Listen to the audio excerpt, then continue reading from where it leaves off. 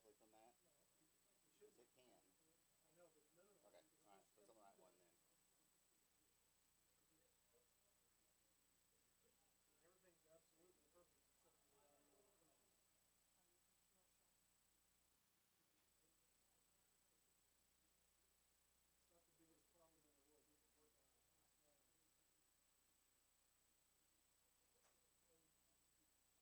Everything's absolutely perfect except for the audio and the phone.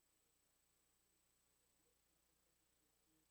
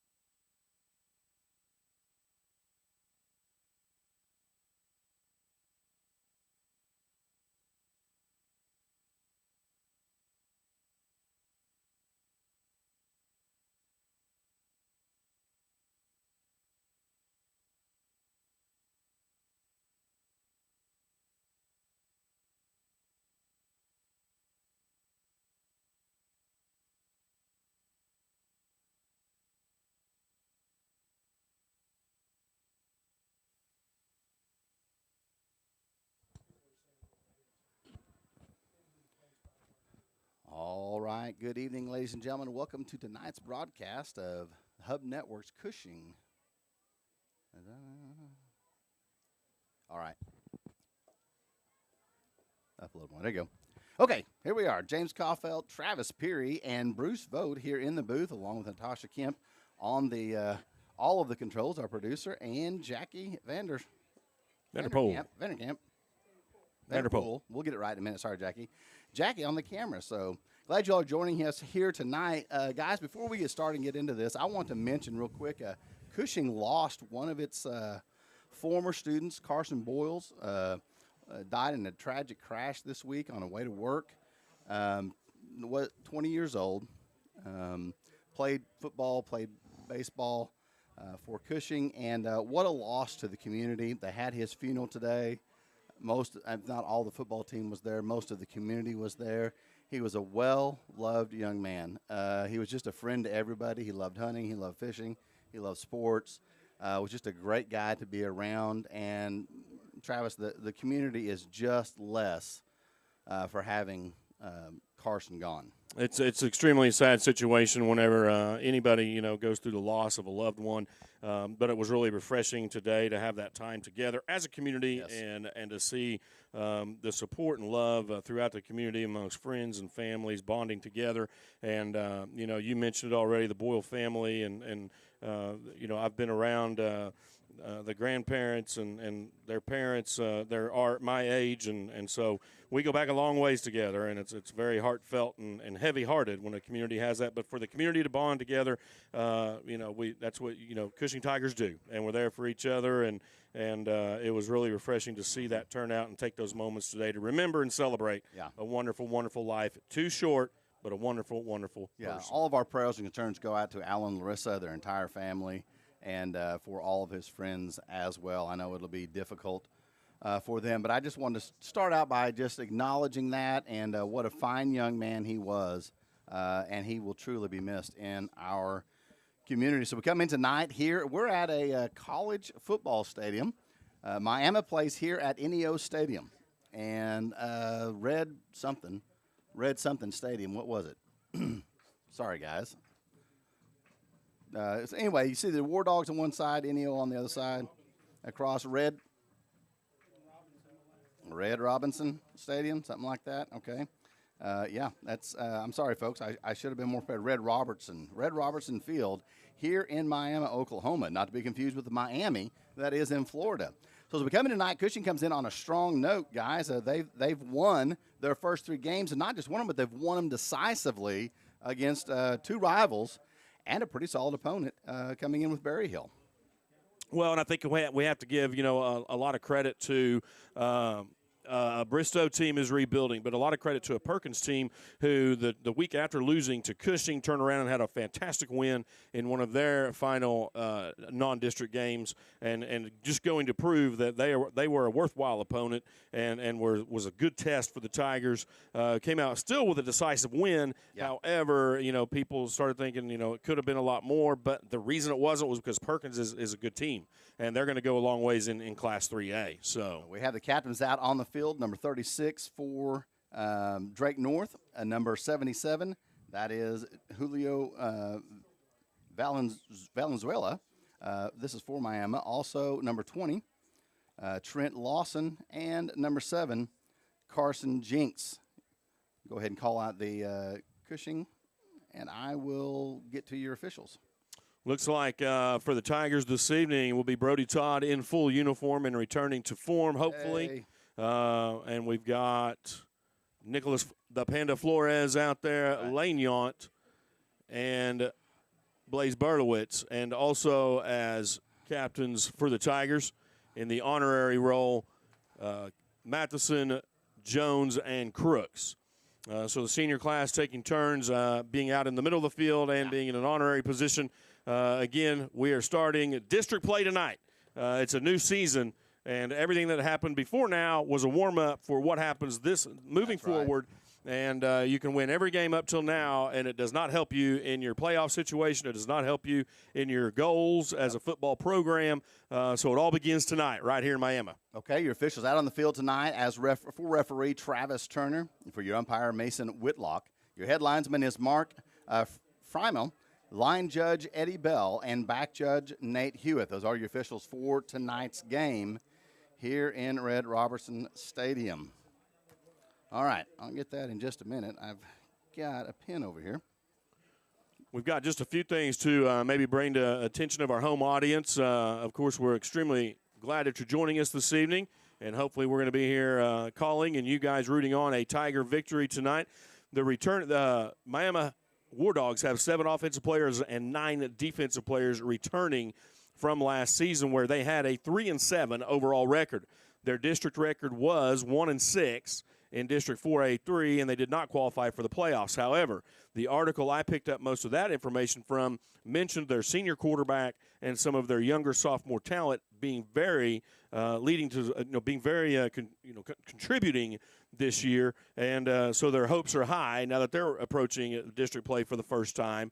And I believe we just went over a few minutes ago some of the games they've played thus far this year. Yeah, that's exactly right. So have you called those out yet? So this year they've had 3 games as well. They didn't play last week, kind of a weird schedule thing that they had going on. They played, and I just immediately went to the wrong one. I'm so sorry. I was prepared and then unprepared. So they've played Inola.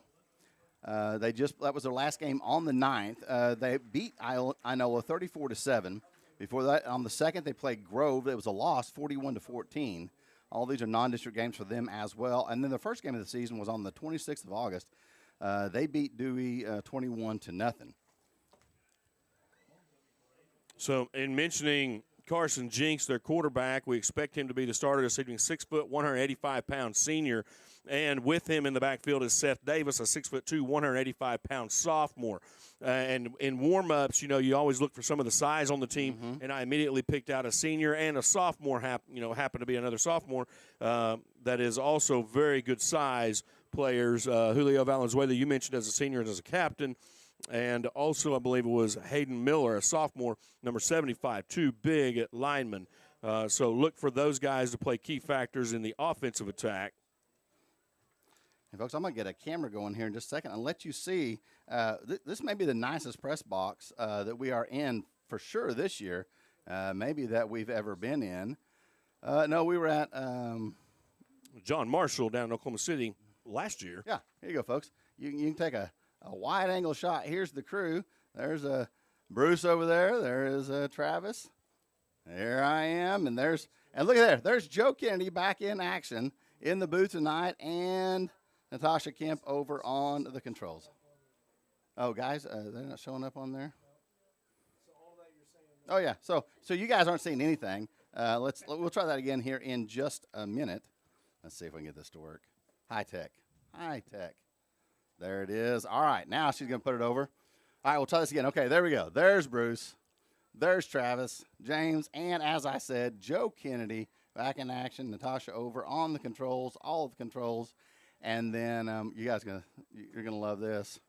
Here we go. Jackie is down there. I can see the back of her head on the camera. Jackie, of course, doing all that action. All right, so here we go. We've got all kinds of new things going. We're always trying to improve, always trying to get stuff back up to snuff. I would think very soon we'll have the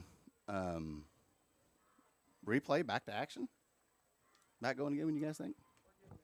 Getting there? Pretty close? We're getting there, and we'll be looking forward to that as soon as we can. We'll get a few of those replays that are really, really, complimentary to the players and give them credit for those plays a couple more times during the broadcast. Yep. All right, here comes Cushing out onto the field. And as they are getting ready, with all that's gone on, and we talked about this a little bit earlier, Travis, that this is a game that could really catch up to the Tigers. It's one of those games, you've got an emotional day with the funeral of Carson Boyles. Most of these kids, at least the older kids, all knew him, were all close to him. And this is one of those games that can really reach out and get you if you don't get everything focused back. Well, and I think that certainly one of the factors in that, no matter what the situation would be, the distance. Yeah. And you're playing away from home, not on your home turf. However, a couple hours down the road, and you have that ride to relax, and players have that time to get into their music, get into their mindset, and you get off the bus. I happened to be here about the time the players got off the bus. They went directly to the team trailer, got their equipment. They were anxious and excited. As they've come out tonight, they don't look flat-footed. They look excited. They look ready to roll and ready to go. So,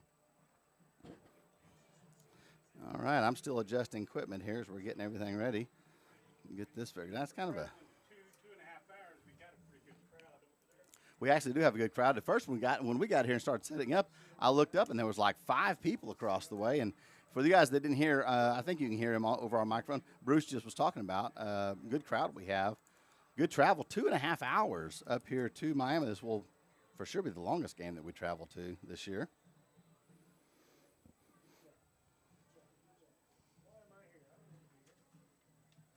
we mentioned Miami's season last year. A bit disappointed, however, the coach, Zach Gardner, he is, I believe, in his 4th year. Yeah, he's had 3 seasons, so he's starting his 4th year, and they're looking forward to this season as kind of their breakout year. Yeah. Like I said, they've got some senior leadership that has some experience, and they've got some youthful players that have some size. So they're coming off a competitive, very young season last year, and according to Coach Gardner, they are more experienced and are pleased with their progress, particularly, he points out, on the defensive side of the ball. Wow. You can hear the fans screaming just a little bit in here. We can for sure hear them as they are coming out onto the field. The War Dogs getting ready to go, and your Cushing Tigers are already ready to go, as we mentioned. Natasha, if you'd bring that up, we want to talk about a few of our sponsors tonight, just before we get started. We go empowering members and communities, Central Rural Electric Cooperative at www.mycentralcooperative.com. And folks, in case you're wondering, once again, we're giving you a preview of the Hub Extra. You can see all of the good stuff that is going on in the Hub Extra, starting with Coach right there, front and center. You got all kinds of merch. You got articles, and of course, all the players. You also have the schedules for all the sporting events. So be sure to pick up your Hub Extra at both Bill's Easy Out locations at Steer Inn, also at Tiger Lily Floral Design. Where else can we think? Other places around town. Yeah, I'm starting to get, now that they've been out for a little over a week, you're starting to see them in random places, offices, doctors' offices, clinics, and places where if you've got a few minutes and just need some good time-killing reading, it's excellent for that. Look through those sponsors. Make sure and visit those vendors and let them know when you go in. Hey, we appreciate you sponsoring the Hub Network and bringing those games to us live, streamed right here at home. And Matheson getting set to kick from his own 40-yard line. He'll continue the kicking duties this year. Or this week, rather. There's his high end over end kick. Will be taken around the 11-yard line. And the War Dogs will return close to the 25-yard line. I didn't see what happened, but whoever blocked Camden Crooks sent him rolling. All I saw was the end of that one, and got the better end of that. That return by Braylon Riley. He's listed as a junior. So the Tiger defense will start out first. Last week we talked about winning the toss and choosing offense, and this week the Tigers get to come out and try to stop the War Dogs first. So the War Dogs, with their good size and some of their youthful guys, will come in with a full backfield. One split out to the far right side and a handoff straight ahead. A little bit of running room there. Looked like Seth Davis, the running back we mentioned earlier in the broadcast, gets the first call. And he'll gain about 5 on the play, brings up second down 5. Seth Davis didn't have the stats on him, but that's a big running back. I believe we had, in an article I read, 6'2", 185, I believe. He looks, he's all that for sure. And Crooks was the one that brought him down in on that tackle. This is nice, folks. We got Bruce over here not only keeping stats, but actually being able to relay those to us. So this is handy. Tonight he's got his binoculars and spotting for us. Jinx, in a designed quarterback run, tries the left side. And on the stop for the Tigers, Jacob Horn Horn in that linebacker position. One of the things I wanted to mention earlier about Crook's tackle is he sets 10 yards off the ball as a deep safety. However, the War Dogs only gained 5 yards on that first play because he stepped up in that hole and took the running back down. Quarterback gains a couple more, brings up 3rd down and 2. Again, Jinx runs a shotgun with a 3-back set. Wide out now to the near side. He hands off, met the backfield, dropped for a loss. Matheson on a stunt. Boy, I've told you, like, we talked about the stunts from time to time, and when they work so good they can catch you once in a while. But when you have a crew like this and linebackers like Cushing has, stunting can be so effective to shut down a run. When you run some of those stunts, and James, it's those inside guys that are going one way and those linebackers are going the other. It confuses the offensive line and allows a Matheson or a Horn or somebody, even an outside linebacker, to get in the backfield and make that stop. Loss of 1 brings up 4th and 3, and the War Dogs not showing punt at this point unless they go to a quick punt. Camden Crooks was back there getting set for it and has to come back to the line. Might look for something in the flats to the far side, and it is going to be a quick punt. No return, as the Tigers weren't going to. You know, they almost could have left. He almost could have stayed back there as like a safety for that. But irregardless, Tiger ball, they do what they should do, 3 and out for the War Dogs to start their series. As we get ready to go, I want to mention one of our sponsors this year is Blue Sky Bank. They sponsor the Big Tiger Play, and we're always trying to find that play. That's also our play of the game as well. And they are putting money back into the athletic department every time we do that. So we appreciate them. They're going to help the Tigers to go further into playoffs. So Blue Sky Bank, that is your hometown bank. Barlowitz comes on, normal shotgun set. He's got 3 wide receivers to the near side, 1 to the far. He'll try the handoff to Jones, run pass option. Jones finds some running room and gets out across. He's approaching midfield. Taken down right around the 45-yard line. On the stop, Trent Lawson. And the Tigers will go into a hurry-up set. As is their normal case when they get things going. Pass on the left side. Route is jumped by number 3. Braylon Riley jumps the route there. Picks that up, but I'm afraid he may have – did he cough it up? No, he still got it. Yount on the tackle for the Tigers. And I believe the pass was intended for Yount, so credit him for coming right back up from behind. Crooks also assisting on taking him out of bounds as Riley returns it. And you can't ask for much more from your defense in that case. The Tigers in that quick offensive set, nothing wrong with it. Credit the defensive backer for reading the eyes of the quarterback and making a break on the ball. Otherwise, it's 10, 15 yards in our favor. That's not a good start right there. Everything was going the Tigers' way, and then just like that, one route taken out, interception. The War Dogs are back in good field position. Defense will look to stand again from the shotgun, handoff left side, cuts back to the right. Several Tigers in on the tackle. Looked like Heisler might have been in on the bottom of that pile. Mr. Wyatt Heisler. Gain of 1 on the play, brings up 2nd down 9, spots the ball at the 25-yard line. Carson Jinks at quarterback for the War Dogs. He is a senior this year, 6 foot, 185 pounds. So he gives up a couple inches to his running back, but they're about the same weight. Like that then. Jinks this time still fullback set. Has 1 split out to the near side, looks that way and fires. Going for the end zone, almost picked off. Jones on the coverage, and he almost came up with that one. Jones going back to the corner, and as you said, just about comes away with that one. Jones already has had a good run tonight. It's one of those players that, as we've enjoyed watching him develop over the last several years, and, man, he is really coming into himself this year. You know, the thing about that play is it's a timing route. So the quarterback's going to take a couple steps and drop and just chunk it up for the running back to run underneath it. But Jones in his speed was able to go step for step, and he actually had the position. Had the pass been a little underthrown, he would have had it, and it would have been Tiger football. Nonetheless, 3rd down and 9. War Dogs looking to pass again. This time Jinks gets some pressure. He's still looking downfield. Eventually run out of bounds. Brody Berlowitz takes him out after some pressure, including G.W. Burgett.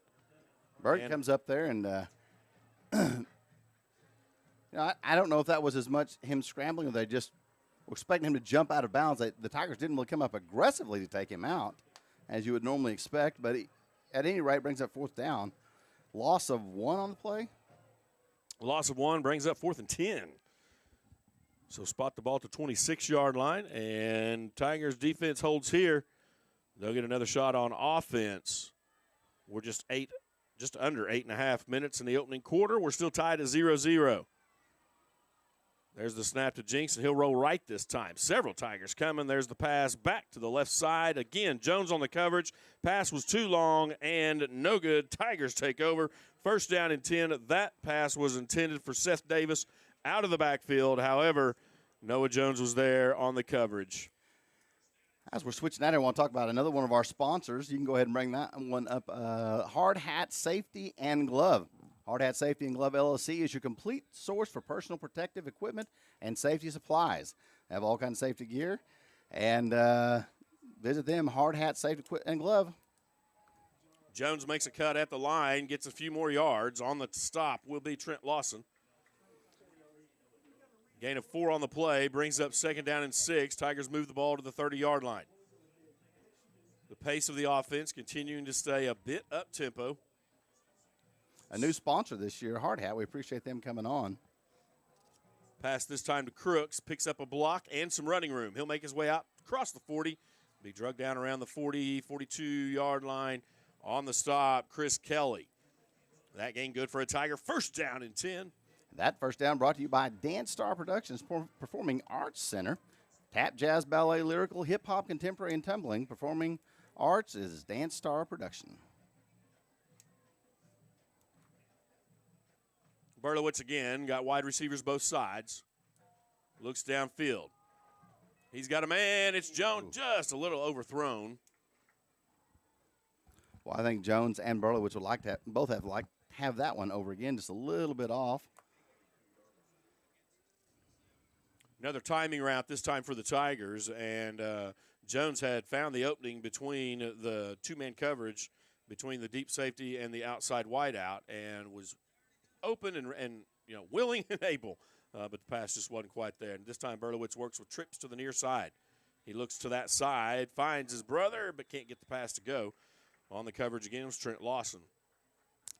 Another one of those just overthrows him a little bit, and that's just one of those nights, and you never know what causes it, whether it's something happened that day or if it's something throughout just the different stadium, the different feel of things. Haven't quite got their timing on yet between Berlowitz and his receivers. Well, the Tigers have only had a few offensive plays thus far, and certainly that's something you expect to firm up as the game goes along. Absolutely. This time the run-pass option. It'll go out to Crooks, and he has some room on the sidelines. He'll break across the 40, still on his feet. And he tiptoes down inside near the 30-yard line. Flag on the play. Officials will talk about this one. Nobody was running down to spot the ball, so possibly against the Tigers. Side judge explaining to Berlowitz. Looks like an illegal block in the back, which will replay the down. I believe that's a spot foul, too, so it'll be about 10 yards from the spot of the foul. The official was signifying like grabbing his jersey or something like that. I'm not for sure, just grabbing the corner of it.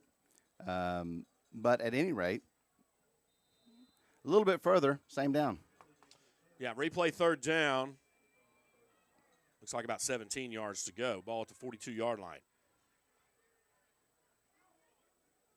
Tiger offense now still trying to get some things rolling.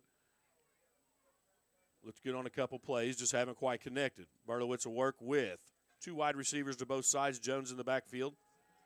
He looks downfield again. This time fires one deep. He's got Yount making a move. Riley on the coverage. So pass comes up incomplete. The result of the play is 4th down. I want to mention 2 things on that. First of all, Yount, he quits his route and comes back to the ball. I believe if he stays in his route, Berlowitz has the arm. He's actually thrown it into his route. And if he stays in there, he's actually right on it. Comes back a little bit early and doesn't quite get there. Another reminder just how strong his arm is. There's no doubt about that. We've seen him perfectly capable. Even in warm-ups, he was tossing 40, 45-yard passes. So 4th down for the Tigers as Berlowitz gets back to punt. Brody's punt comes to the near side. It's a pretty deep kick. Takes a great Tiger bounce. Gets inside the 20, maybe the 10. Yes, indeed, inside the 10, just inside. That's where the War Dogs will take over 1st down and 10. Want to mention another sponsor here, Frontier Bowl Family Fun Center at 525 East Pine Street in Cushing at 918-225-2413, frontierbowl.com. They're located a quarter-mile north of Highway 33 on Highway 18. Bowling, pizza, guys, what else? All kinds of things to drink, fun things to do, entertainment, games for the kids, arcade games. Frontier Bowl, a new sponsor this year, and we're glad that they are with us. Go visit them, tell them how much you appreciate them bringing Tiger football live to you on the Hub Network. Again, War Dogs in a huddle. They'll break and come to their own 10-yard line, 1st down and 10. 6:49 remaining opening quarter, 0-0 score. The thing you like so far is the Tiger defense is holding, and you start to play this field position game after a great punt and a great roll. The Tigers can get the ball back down this end of the field, and that's going to help with that tackle. Matheson and looking for who comes up with him. Looks like Horn again. So Matheson and Horn make a great move on that one. No gain on the play, brings up 2nd and 10. That handoff was to Davis. Jinks comes back to the line of scrimmage. This time he has 2 wideouts, one side, one to the near. Davis in the backfield. Run pass option to Davis, and Jinks will bounce to the outside. Can't quite get past Matheson on that one. Nope, John Hilligoss. Hilligoss. I stand corrected. Gain of 5 brings up 3rd down and 5. Hilligoss coming up from that outside linebacker position on that side of the field. Maintaining a definite manageable 3rd and 5. You hope to pin them here and force them into a punting situation once again. Tiger defense now playing up. The stunt was on, and either they moved or we jumped the count. It looks like the Tigers jumped the count. 5-yard penalty. Spot the ball near the 20-yard line and will, yes, be a 1st down. I was waiting for the chain gang to move. Yeah, I was too.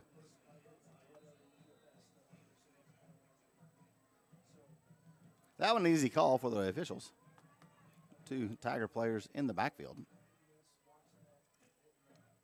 A little too much anticipation. Nonetheless, 1st down, ball still at the 20. Jinks now, again, wideouts to both sides. He'll keep. Goes the right side, finds a hole. And look like Brody Berlowitz, in addition to Horn, in on the play. Gain of 5 brings up 2nd down and 5. Look for a possible Tiger defensive stunt here. Try to put him in a 3rd and long situation.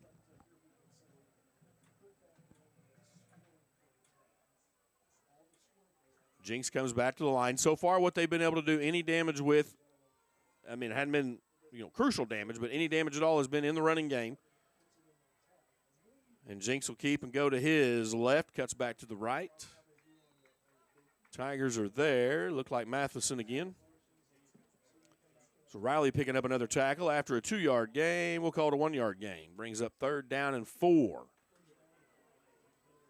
So we go from a manageable 3rd and 5. Offside penalty gives them a 1st down. Now we're right at a 3rd and 4. We're hoping at this point Tiger defense holds. The result is a punt. Well, if that's the case, then it's nothing hurt here. Both offenses really struggling to get going for a variety of reasons thus far. This time a handoff Smith. He'll go right side. Horns in the backfield. Matheson is over as well. So that play will go for no gain. Maybe, yes, a loss of a yard. Horn was all over that one. Brings up a 4th down and 4. We'll see if the War Dogs go to punt again. Got in the backfield and then turned around and caught him from the back. So as Matheson was slowing him down from the front. You mentioned the defenses. That's one of the things that we talked about early in the broadcast is the War Dogs are pleased with their defensive play, and that's what they're hoping to, kind of build upon this year with a lot of youthful guys in spots. There's the quick punt again. This time it comes near side, and it is a shorter punt. It's going to, there's a penalty flag down. I'm not sure. There's no players over here. He's marking it out. He's just marking it out of bounds. Didn't even get to the 50-yard line. It may have been ineligible. They're discussing something.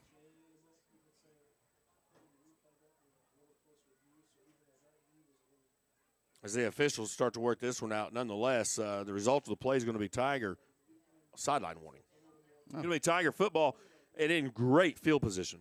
The obvious thing that none of us even considered. How bad are we?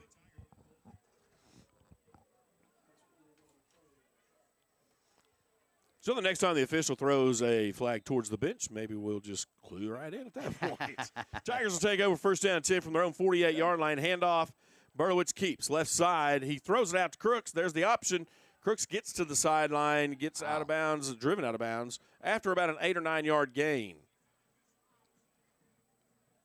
It looks like possibly Logan Sumagpang. Keep trying. Hey, Sue Conaway Francic, we appreciate you watching from South Dakota. Thanks for tuning in to the Hub Network and Tiger Football Live tonight. Jones finds some running room and breaks loose. He's out across the 30, 25-20. He may find and does. Touchdown, Tigers. Just like that, Tigers are on the board with 2 minutes and 45 seconds left in first quarter. Great job catching that. 72 yards for Jones. Total carry. Tigers in the swinging gate formation. And Hilligoss on to hold. As Matheson will come over and attempt the extra point. Tigers again up 6-0. 2:45 remaining in the opening quarter. You know, I pulled that up just a little bit to see everybody checking in what it looked like. It's almost like an instant replay because it's just enough behind. An instant replay going here. So we put a camera on a camera on a camera. Exactly.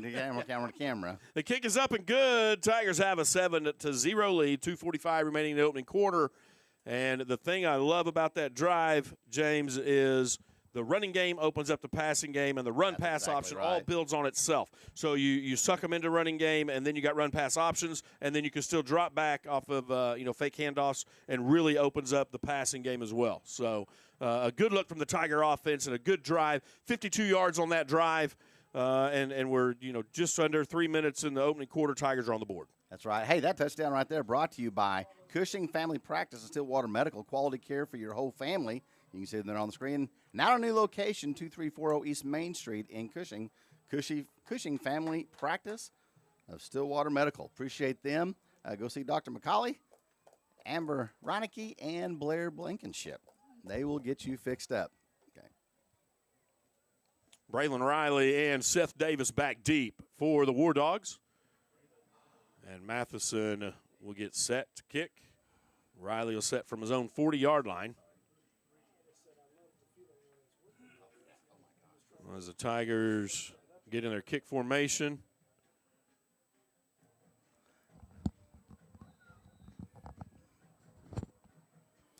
And, folks, you can tell we are having fun tonight. Everything is working, set up working, everything going straight, and it is a blast to watch these Tigers. And if I could ask for a night for this to be the case, this is the night when we're 2.5 hours away from home. So appreciate everybody joining in. We'll be giving you some more shout-outs in a minute, but appreciate everybody joining in and all the positive feedback. On that kickoff, the up back had signaled for a fair catch and then realized it was going over his head. So whenever Braylon Riley goes to pick it up at the 10, it plays dead. Yeah, you can't deceive the defense in that way. So, again, starting at their own 10-yard line, the War Dogs will start off 2 minutes and 38 seconds remaining in the first quarter. And Tigers have that 7-0 lead and have the War Dogs pinned deep once again. Jinx has one running back in the backfield. He'll follow him as a lead blocker, and he'll get caught right at the line of scrimmage. Wow. Maybe a Nothing 1-yard doing. gain. Yeah. Looks like Panda in on that play. Hey, I want to mention Bruce Lair is watching. He's watching from Plattsburgh, Missouri. Welcome to the feed, Bruce. Glad you are here with us. Panda in on the bottom of that play, kind of nursing his arm a little bit, so he's going to come out and get a quick breather. One of yours, Emily Kennedy, says she's watching from Delaware. How about that? Delaware? Delaware. All right. That's enough of that joke. All right. So that's how punny we can be with things. And Jeannie Cooper checking in also. Randy Brown, J.M. Evans. Appreciate all you guys joining us on the Hub Network tonight. Jinx from the 11-yard line, gain of 1 on that last play. Almost picked off. Crooks was in on it. He almost got in there. They're going to throw a flag later in that play. Now, the potential there would be that the ball was a backwards pass, which means it was a live ball still. However, it looked like it was possibly blown dead. And with a couple guys already committing to the play, maybe a late hit or something. We'll see here. Officials work it out for us. I think they're going to pick it up. Oh, no. Decline it, maybe? Give us the option, it looks like maybe.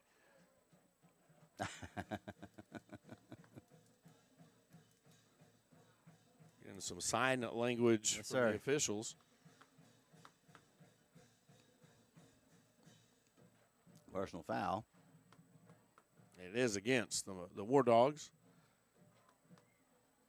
I'm guessing that's going to be a half a distance to the goal as they mark the ball just past the 5-yard line. It's going to remain second down. Hey, my favorite Schuler, Lonnie Schuler, just said he's watching from Cushing, Oklahoma. And he is the proud father of Big Bad Lonnie Schuler, the center for the Cushing Tigers. And we appreciate you guys checking in. Lonnie, love you and miss you, buddy. Jinx rolls to his left. He's looking downfield now. He's in the end zone. Throws one. Can't get it up. It's kind of going to be in the dirt on the coverage for the Tigers. Ace right. And a pass intended for Eric McKibben. He's a senior. Nonetheless, Wright was there. The pass was too low, and it will bring up 3rd down and 14. Ball remains deep in War Dog territory. Tiger defense looking good thus far. Other than having a turnover, the War Dogs really haven't been past the 50-yard line, not much past the 20 or 30. They've been playing deep from their own end of the field thus far. So far, so good for the Tiger defense. There's a rush into the end zone, almost gets to him. Pass does get off. However, I believe it might have been a screenplay set that direction, and result of the play is no good. Brings up 4th down and 15, and the War Dogs will be looking at a punt situation once again as they trade out players. I'm going to guess because they're running on new guys. That's what they're doing. I would assume. But we don't want to do that. We just want to call what's out there, not assume. Crooks will do the same thing as he gets set for the return. That looks like Smith possibly in the end zone, getting set for the punt. This time it is a snap back to him, and it is a punt indeed. Crooks taking it at the War Dog 40. He has some running room and some blockers on the far side. He'll get inside the 20, shakes a couple tacklers, still on his feet. Wow. Still there. Moving, and the referees are going to blow him dead. I heard a whistle, yeah. Okay, folks, we want to remind you, if you're watching on Facebook, YouTube is the best place to watch it, but both are good, and either place, we would encourage you to subscribe. Here's what happens when you subscribe, especially on YouTube. You subscribe to the Hub Network Cushing. Every time we go live, it will give you an alert notification and let you know, hey, the game is on. You can pull it right up on your smart TV. Really the best way to watch because you don't have to hook any other device to it if you have a smart TV. So be sure to subscribe on the Hub Network Cushing YouTube channel, also on Facebook. Either way, you'll be getting the alerts whenever we go live. Barlowitz now operating. Crooks in motion. He'll be down. They only got 9 yards to go. There's the pass to the corner of the end zone. Caught. Lane Yacht. Touchdown, Tiger. How about Lane Yacht with a touchdown? Beautiful pass by Berlowitz right to the corner of the end zone, right over the shoulder of the defensive player, and it was just perfectly placed for Yount to jump just enough to pull it down where a defender couldn't get it. It was perfectly placed for him. Yes. The Tigers go up 13-0. And you talked about it just a little bit. It just took them a little bit to find that connection, and once they have, the Tigers are on a roll. Even in weeks that we thought the offense was, a little bit staggering, they're averaging 50 points a game so far this year. So defenses beware. We hope that trend continues. The kick up and good with 1:33 remaining in the opening quarter. Tigers 14, War Dogs 0. Hey, that touchdown brought to you by Broken Arrow Electric.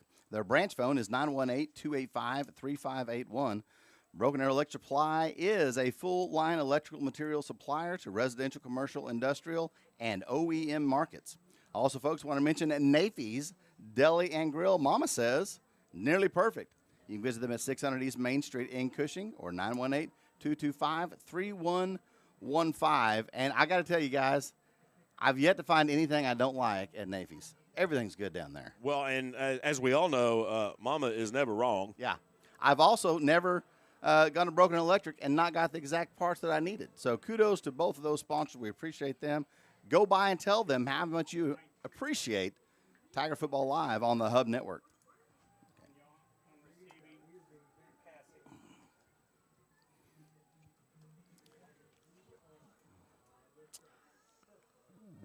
Few notes here from Bruce, and he'll come in at halftime as well. Berlowitz has 7 passes for 28 yards. Crooks has 2 receptions for 19. He also has a great punt return that set up that last touchdown. And there was another play that he had earlier that was a big gain for him as well. So not just from the passing situation. And then Yount is at 3 passing for 9 yards and a touchdown. So Tigers offense starting to hit 14-0. I like it. Matheson kick. And Bruce says, give me my notes back. I need those for Votes Notes. That'll be returned by Braylon Riley. He'll make his way out and out of bounds. Near the 27-yard line. That's where the War Dogs will begin, first down and 10.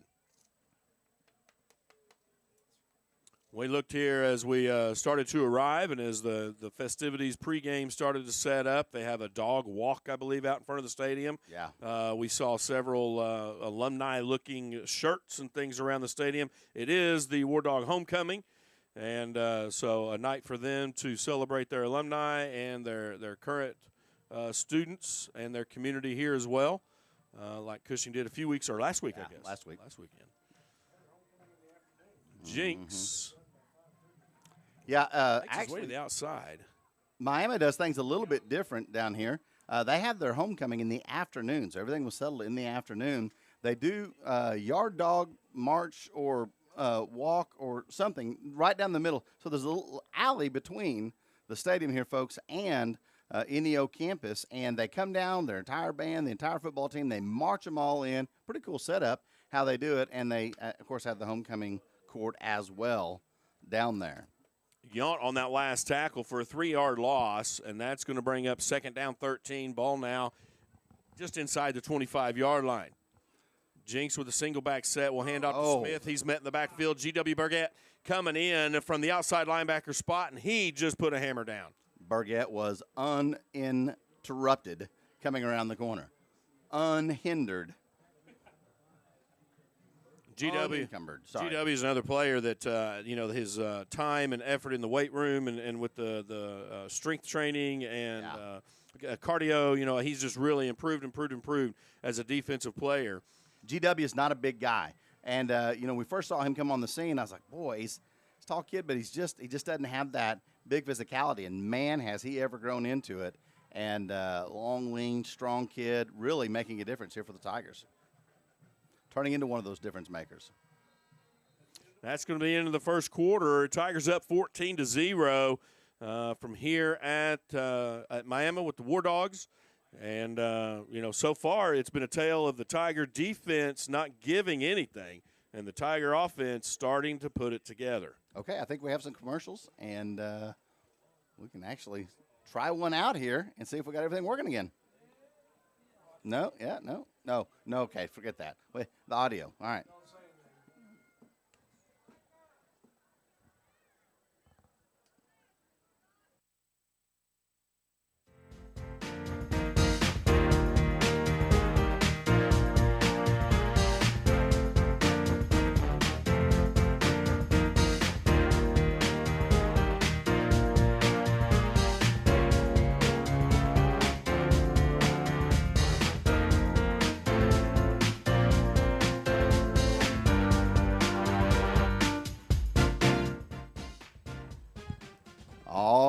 Tiger Lily Floral Design, beautiful blooms for every occasion, 102 East Broadway in Cushing.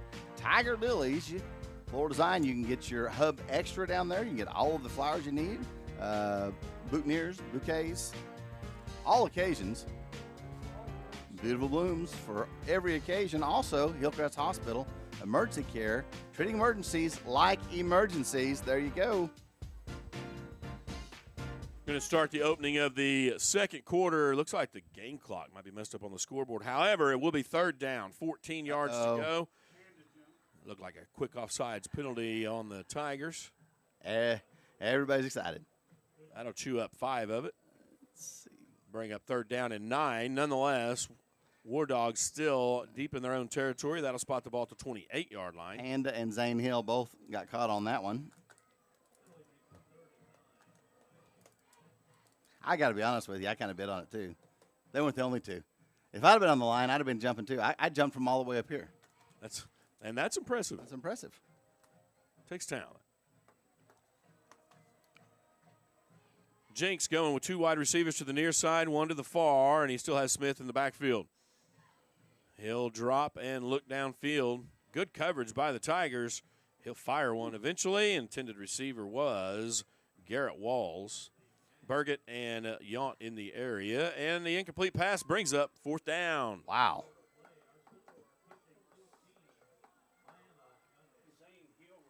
Okay. So I thought that had ended it. That didn't end it. Now we've ended. Okay. Sorry, guys. We've actually officially ended. Now you can bring up the music. And we've officially ended. Swap the screen there for us. I want to show you a picture. You bring that up full screen if you need to. But there's Cushing High School Band. And doing a great job. They didn't, I don't think they're going to march tonight, but I can see them over there. So I appreciate them being here tonight, Cushing High School Band. Good-looking kid up front there, Joe Kennedy. All right. This is some of the things that you find in the Hub Extra. Color guard, Cushing Band staff, all of these things. I want to mention also Cushing Family Pharmacy and Compounding Center. We know how to treat you right. Give them a call at 225-5200 or visit them at 200 South Highland Avenue in Cushing. All right, here we go back to action. 4th down, 9 yards to go. Davis back to punt. Crooks back to return. Tigers forcing another 4th down situation for the War Dogs. Deep in their own territory. And Davis will punt that one. It's a high kick. Crooks takes it around the 45-yard line. And he is met and brought down after about a 3-yard gain. On the stop for the War Dogs, number 20, Trent Lawson. So a short return will start the ball. Still in War Dog territory. Call it the 49-yard line. 1st down and 10 for the Tigers. So we'll just say that first down was brought to you by Bill's Easy Out. You find them at 2 locations. You also get your Hub Extra at either location, Bill's Easy Out. Man, at the Main Street location, they've got these things. I never can remember what they call armadillo eggs or something like that. Armadillo eggs. Oh my goodness! Cream cheese, jalapenos, got the wrapped sweet, in bacon and brisket. It's the sweet, the heat, the crunch. That stuff's where it's at. Make myself sick on those. Obviously, I'm on a diet. Back to pass. Bernowitz fires downfield. He's got Yount with the reception down inside the 20. He'll go out of bounds near the 15-yard line. Woo, I like it. Yount is finding his stride tonight. And mentioning that, he caught that in stride. Beautiful pass by Berlowitz. The coverage by the defense was not awful, wasn't terrible, but because of the timing between Berlowitz and Yount, on the money down to the 17-yard line. 1st down and 10 for the Tigers. They're on the march again. Berlowitz with Jones to his right. He'll hand off to Jones. He'll keep fighting. He may get a yard out of the play.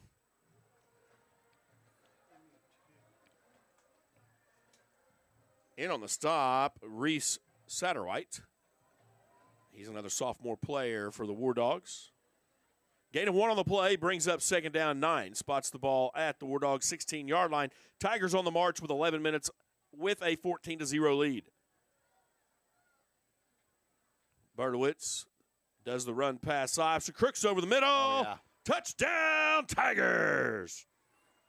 Camden Crooks right over the top of somebody for the touchdown. I didn't see who it was. Was it 25? At any rate, touchdown Tigers. Tigers on the move again. Now 20-0 with 10:56 in this second quarter of play. That touchdown.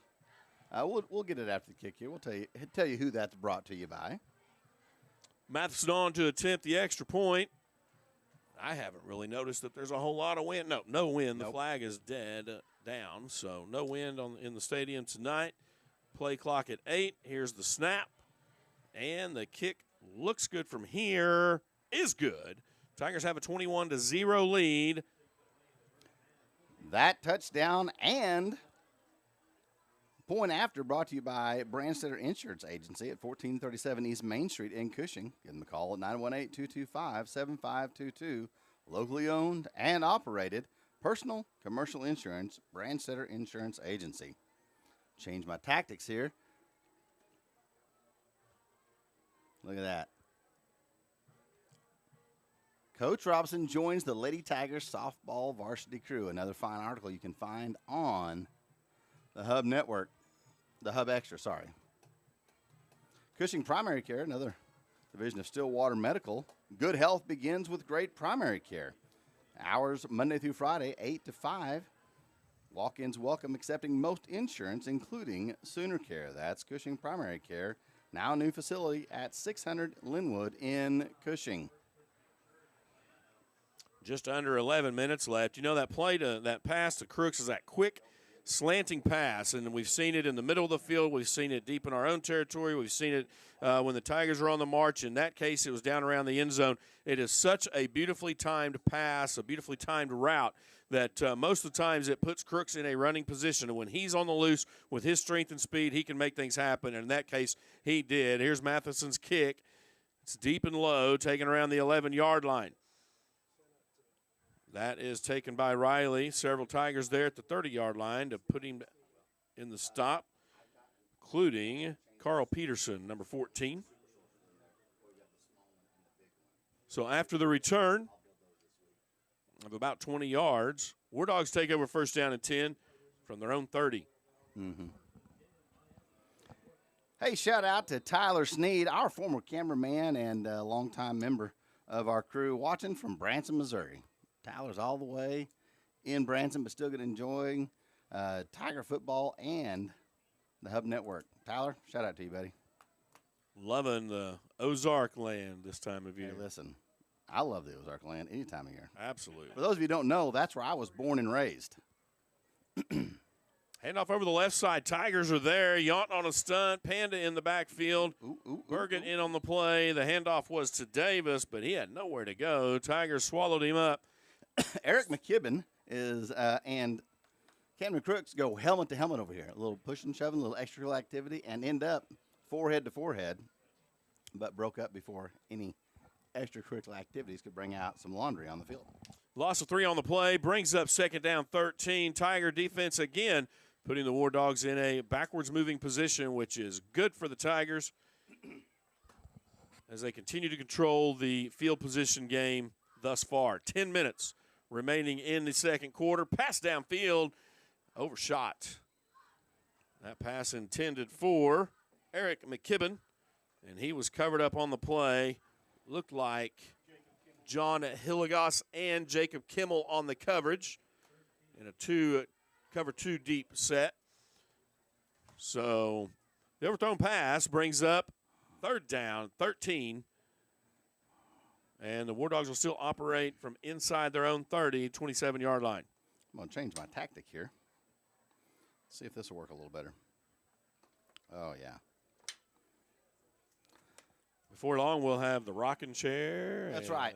Hey, listen, all this room in here and all of these comfy seats, and, man, got to get used to this. Pass over the right side is complete. However, Tigers sniffed it out immediately. Brody Berlowitz in the backfield. Crooks on a stunt from the safety positions, breaking that play up as well. So that pass complete to Garrett Walls, has nowhere to go, but backwards a couple more. Spot the ball at the 25-yard line, brings up fourth down, 15 yards to go. War Dogs will look to punt again. Davis getting set for punt formation. Crooks to return.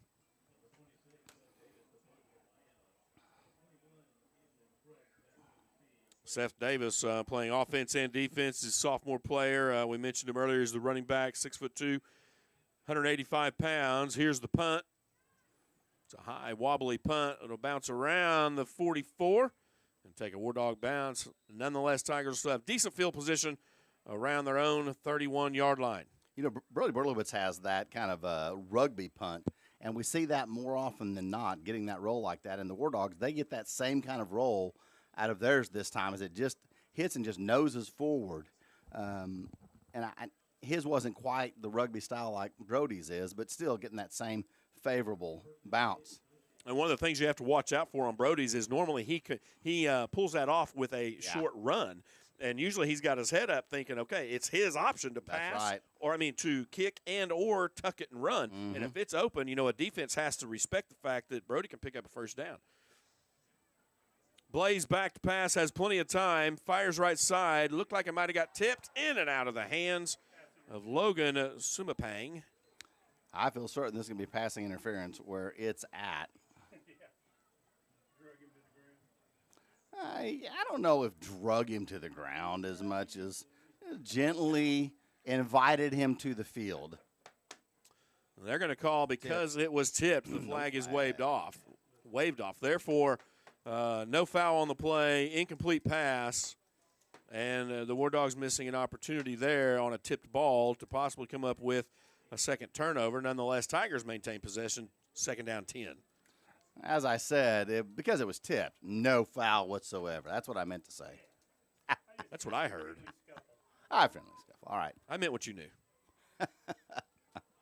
2nd down, pitch out to Jones around the corner. He's got a little room around the corner. He's past the first down, taken out of bounds just about the 48-yard line, and we can actually hear some of the Miami fans wanting a flag. And they got one. Trent Lawson on the stop. Jones makes his way out around midfield. Personal foul against the War Dogs. So the wrong flag, I believe, that the fans were cheering for or hoping for.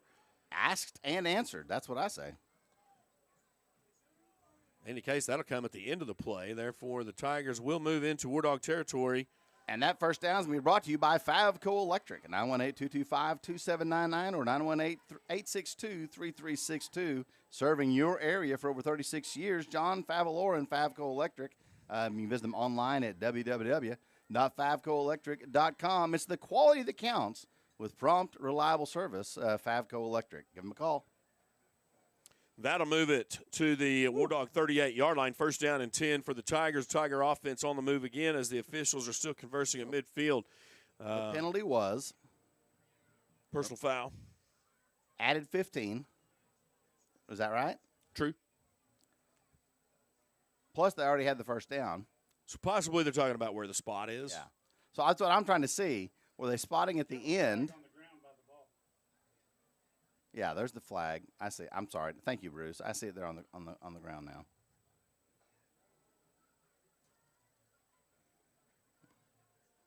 And now we're backing up. So that's why I'm questioning. I'm trying to figure out. So we went forward for one and back for another one. Is that correct? Here we go. Personal foul against Cushing. Personal foul. Nope. Something declined. What was it? Thank you. But I should turn my camera on for that nonsense. For those of you who are just hearing us, I asked what was that, and they both stuck their arms out and mimicked the official. Not exactly what I was looking for, fellas. Hey, how about a 1st down and 10, though? Tigers got that. Bertowitz is going to try Jones left side. Jones takes the pitch and makes his way to the 47. He'll be wrapped up. Several War Dogs in on the play, including number 6, Hunter Nichols. Gain of a yard on the play, and we'll bring up 2nd down 9. Now, there were several War Dogs in on that. And, one came flying in at the end, might have got shaken up a little bit. He was all shook up, if you will. Mm-hmm. And nice Elvis reference there for those of you who didn't catch that, the younger generation. All shook up. Never let it die. Soon that's our job to pass the torch. That's exactly right. Bertowitz from the shotgun has Jones to his right. And he'll pedal back, has plenty of time. He'll fire deep downfield. He's got a man, Brody, with the catch, and he doesn't keep his feet, but he's down around the 5. They're going to call him down at the 5. He thought he might have lost it, and he covered it up in the end zone.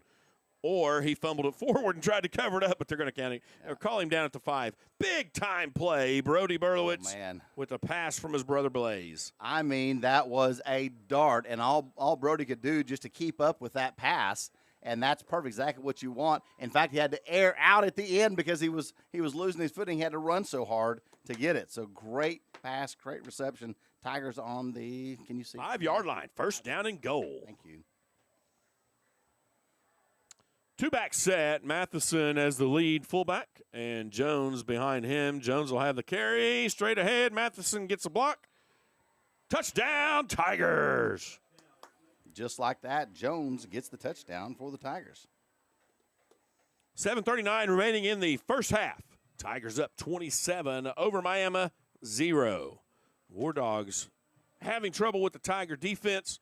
The Tiger offense finding the right plays at the right time. Matheson on to attempt the extra point. Hilligoss on to hold. Don't forget RCB at the half. You'll have Votes Notes, and he'll give us all the stats thus far in the game. We have 7 minutes and 39 seconds left in the half here. Play clock's winding down. 4-3. There's the snap. High snap. Handled well by Hilligoss. Kick is no good. So it looked like the high snap got just a little bit of timing off. Matheson pulls a little left.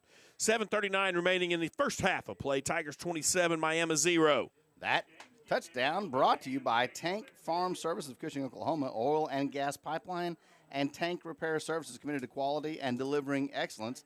Tank Farm Services. You can see that right there on your screen. That is another shot of our Hub Extra Fall Edition 2023. Another fine sponsor, Cushing Electronics and Radio Shack. We have now a Red Cat Racing hobby cars, trucks, crawlers, and accessories. Come check them out Monday through Friday, 9:30 a.m. to 5 p.m. at 2010 East Main Street in Cushing. Or you can give them a call at 918-225-1432. One of our new features this year is the side-by-side pictures, and we'll be adding new ones there. But you don't miss any of the action that way. You'll always have it down in the corner so that you can see and you don't miss anything that's going on. We know how much you moms love seeing your little ones, even when they're big ones, and just doing nothing but walking around the field. So we appreciate that. That's the way it is. We go back to the full screen. There you go. Riley Matheson set to kick from his own 40. Takes a couple steps, boots that one deep. That'll be taken around the 11-yard line.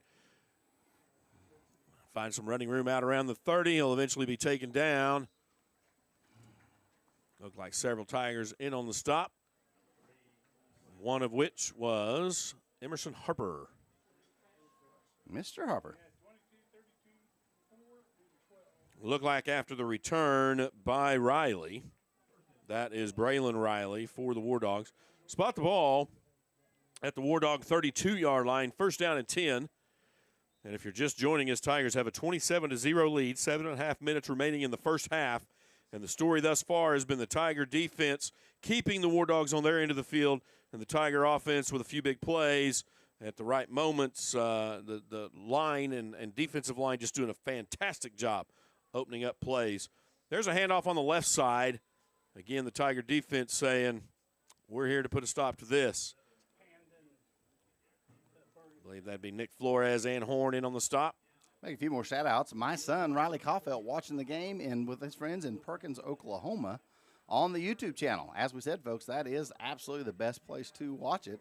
And we know that you enjoy it on Facebook as well. But if you have a YouTube TV, you can put it right up there and watch it. Subscribe. Get the alerts every time we go live. Gain of 3 on the play brings up second down 7. Jinks from the shotgun, runs an option to the right side, pitches to Davis. Several Tigers there to stop, including Ace Wright and Horn. Hilligoss making his way in at the end of the play. So the defensive pursuit thus far, again, this will put the War Dogs in a third down and short situation, something that, they've had a 3rd and 4, 3rd and 5. This time they're going to have a 3rd and 1, something we haven't seen very much. My son just said, Stillwater, I'm actually working. So he's watching the game while he's working. Don't tell his boss. He's watching the game while he's working at Oklahoma State University. And so, yeah. Jinx from the shotgun, quarterback keeper left side. He'll get the first down and a little bit more. He'll make his way near the 45-yard line. Yount in on the stop. That'll spot the ball at the 45-yard line. That first down for the War Dogs. And their offense starting to put together a couple things here. 5:55 remaining opening half. Clock continues to move. Play clock down to 20. 27-0. The War Dogs have a pretty good size line, but credit the Tiger line for mixing things up and the linebackers for stunts like that one right there, where G.W. Burgett came right up and put Seth Davis down. And Burgett just came right from that outside linebacker position. Nothing was going to stop him. Loss of 1 on the play brings up 2nd down 11. I'm watching it on my Hillbilly instant replay here. It's the delay. Oh, yeah, I like it. Hey, sometimes it's even better watching on the hub than it is from up here. And that was an Ozark thing again? Yeah, the Ozarks. The Ozarks. Not to be confused with Ozark. Okay, that was not our the water. That was our opposing team. Okay, opposing team. Yeah, that's the rivalry. Ozark and Branson. I'm going to get an education tonight. Jinx back to pass, looks deep, fires, kind of a wobbly ball, and it's Oh, intercepted. Hilligoss with the interception makes a move. Hilligoss out to the 40, still on his feet, gets across to the 47-yard line. And credit the the Tiger defense for becoming the offense. When Hilligoss got that pass and started the Oski, the defense became the blockers. And here's a lesson for all you would-be receivers out there. The receiver quits the route. He sees he's not going to get to it. He quits the route. But who doesn't quit the route is the guy who's two steps away from him, further downfield, and he continues the route. Hilligoss picks it up perfect. He's in perfect position to keep it in stride and keep on going. Great job, Cushing defense. Hilligoss in that linebacker position, and credit him for the footwork and recognizing the receiver coming across his path, and then he gets in, hooked up with him, and covers that receiver. Bertowitz now back to pass. He's got a little bit of pressure. He points, fires downfield. He's got Brody over there again this time. It goes out of bounds. Pass intended for Brody. Bertowitz incomplete, just a little deep. And I believe that was Logan Sumapang on the coverage again. So the ball remains at the 47-yard line. Incomplete pass brings up 2nd down. Hey, I just noticed, Joe's pointed out to me, Ish Engel says, I miss you guys. And, hey, I miss you, Ish. Man, Ish was our statistician, and Bruce, you had to take over from him, and we all realized just what a great job Ish always did. Jones finds running room, gets across the 40, 35, 30. He's still got a man to beat. Oh. And he won't, but he'll get down to the 22-yard line. Big run by Noah Jones. Very definition of a shoestring tackle right there, and Noah just about slipped out of that one. He gets out of that one. It's nothing but end zone. He was to the sideline. Nonetheless, that is good for a Tiger. 1st down and 10. That first down brought to you by Frank's Diesel and Tire Service Incorporated. 4605 East 116th Street in Perkins, Oklahoma. Frank's Diesel and Tire Service Incorporated. This time Jones met in the backfield, tries to reverse field, has no luck with that. So War Dogs get a stop, maybe a 3-yard loss. Ooh, maybe a 4. Spotted back at the 28-yard line. We'll officially call it a 3-yard loss. Again, brings up 2nd down 13. Spots the ball at the 26-yard line. So no go on that play. One defensive guy gets through, and Jones goes to reverse his field. But oftentimes the blocking scheme is moving those guys that direction. So if you reverse field, you might run into those guys, and that's the case there. The Tiger line doing a good job. However, the play kind of blew up on that one from that time. This pass to the end zone. Touchdown, Tigers! Pass complete left side. Brady Matheson with the reception. I'm going to save it for Bruce. I'm going to save it for Bruce. I'm going to let him call them all out. But the Tigers are passing the joy around tonight and spreading it around for all kinds of players to get in the end zone tonight. 3:26 remaining in the first half. Tigers up 33-0. Matheson will try to make it 34. as we start to approach, if the Tigers are averaging 50 a game thus far, we've approached half of that in the first half so far. That kick is up, and that one looks good. So 34-0, 3:26 remaining, first half. Another one of our fine sponsors, Cushing Tag Agency. Visit them at 918-285-3344 or 911 East Main Street in Cushing. Leanne Eubank, agent. Give her a call at 918-223-7068. So you can see right here, Hub Network. There's Mr. Kennedy again. And RCB Bank. Hey, Travis, that's my bank. That's my bank. Then we find solutions, finance your personal and business needs with us. They are the sponsor of RCB at the half and Votes Notes. Appreciate them. RCB Bank, you can connect with them at rcbbank.com or 855bank.rcb. Getting set back deep for the War Dogs, Braylon Riley to the near side and Seth Davis to the far side. Matheson getting set to kick from his own 40-yard line. If you're just joining us, thus far, Tiger defense has been the story, pinning the War Dogs deep. War Dogs offense hasn't gotten much started, a few drives here or there. Haven't got much past the Tiger 50-yard line or across midfield. And the Tiger offense has just been kind of patient and allowing things to come to them and hitting the big plays when they need to. Here's Matheson's kick, a high, deep kick taken by Riley. He'll be brought down by the Tigers, Lennon Pollard. And a good tackle by Lennon. Coming down on special teams, untouched, making the maneuvers to get himself in position. And once he got locked up, he wasn't letting go. Spot the ball at the War Dog 21-yard line, first down and 10. I want to give a shout out to Linda Morton. She says, thank you to all the sponsors. Your support allows me to watch my grandson play. And Linda, I don't know where you're watching from, but we are so glad. That's exactly what this channel is all about and what we are doing. Letting grandparents, family members, former Cushing alum enjoy the games. Jinks passes right or left his right side. There's going to be a penalty flag on the play. Yount on the tackle. The pass was complete to Garrett Walls. And this will be one of those flags. We'll wait and see what it is as they go ahead and mark it off. Not real sure. It was a hard hit. That'd be unsportsmanlike conduct. Yeah. It might not. Yeah. The hands out. Second time we've seen that. Yes, sir. They'll call that one possibly for. I want to explain the difference. See, when you ask what it is, and I say, yes, that is unsportsmanlike conduct, I didn't just say it was this and act out, charade fashion, the call. But, yes. I was just trying to fly earlier. Just yeah. Oh, I'm sorry. I didn't know you were trying to create a breeze in here. My apologies. Right. Cheeks from the shotgun, looking to pass. This time the fake to the right side, and he's in pursuit. Matheson was back in pursuit, driving him from the pocket. The pass is incomplete far side. That incomplete pass saving his life on that one. Yeah, good coverage by the Tigers. Credit them. I was just fixing to say, so my crack official who always watches it and always, crack official. I'm with you. Officiating, a former official, a football official, Daniel Van, he always gets back to me, always watches us, and he reminded me right here, taunting. Uh-huh. That's taunting. I thought the way that out, yep. Taunting. Gotcha. No, I didn't.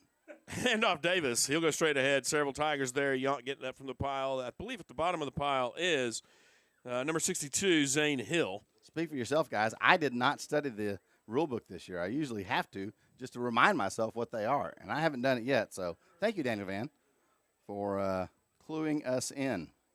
And I think something that can be learned from anybody that's curious, Yount puts a good hit on, and then he stops his body, and if he doesn't keep moving immediately, it can come across as he's taunting or standing over the player, and you can possibly get penalized for that. Yep, so that's right. Good pursuit out of the backfield. Two guys missed. Jinks still on his feet. Looking for blockers. Gets the sideline. Gets close to the 45-yard line. Be good enough for a War Dog first down. And in Tiger territory, one of the first times that they've run their offense in Tiger territory from the offensive perspective anyway. Earlier they were in Tiger territory because they had a turnover. Is this their third first down of the night? I think it's Bruce will tell us, but I think it's only their third first down. It's going to be close to that number. They Yeah.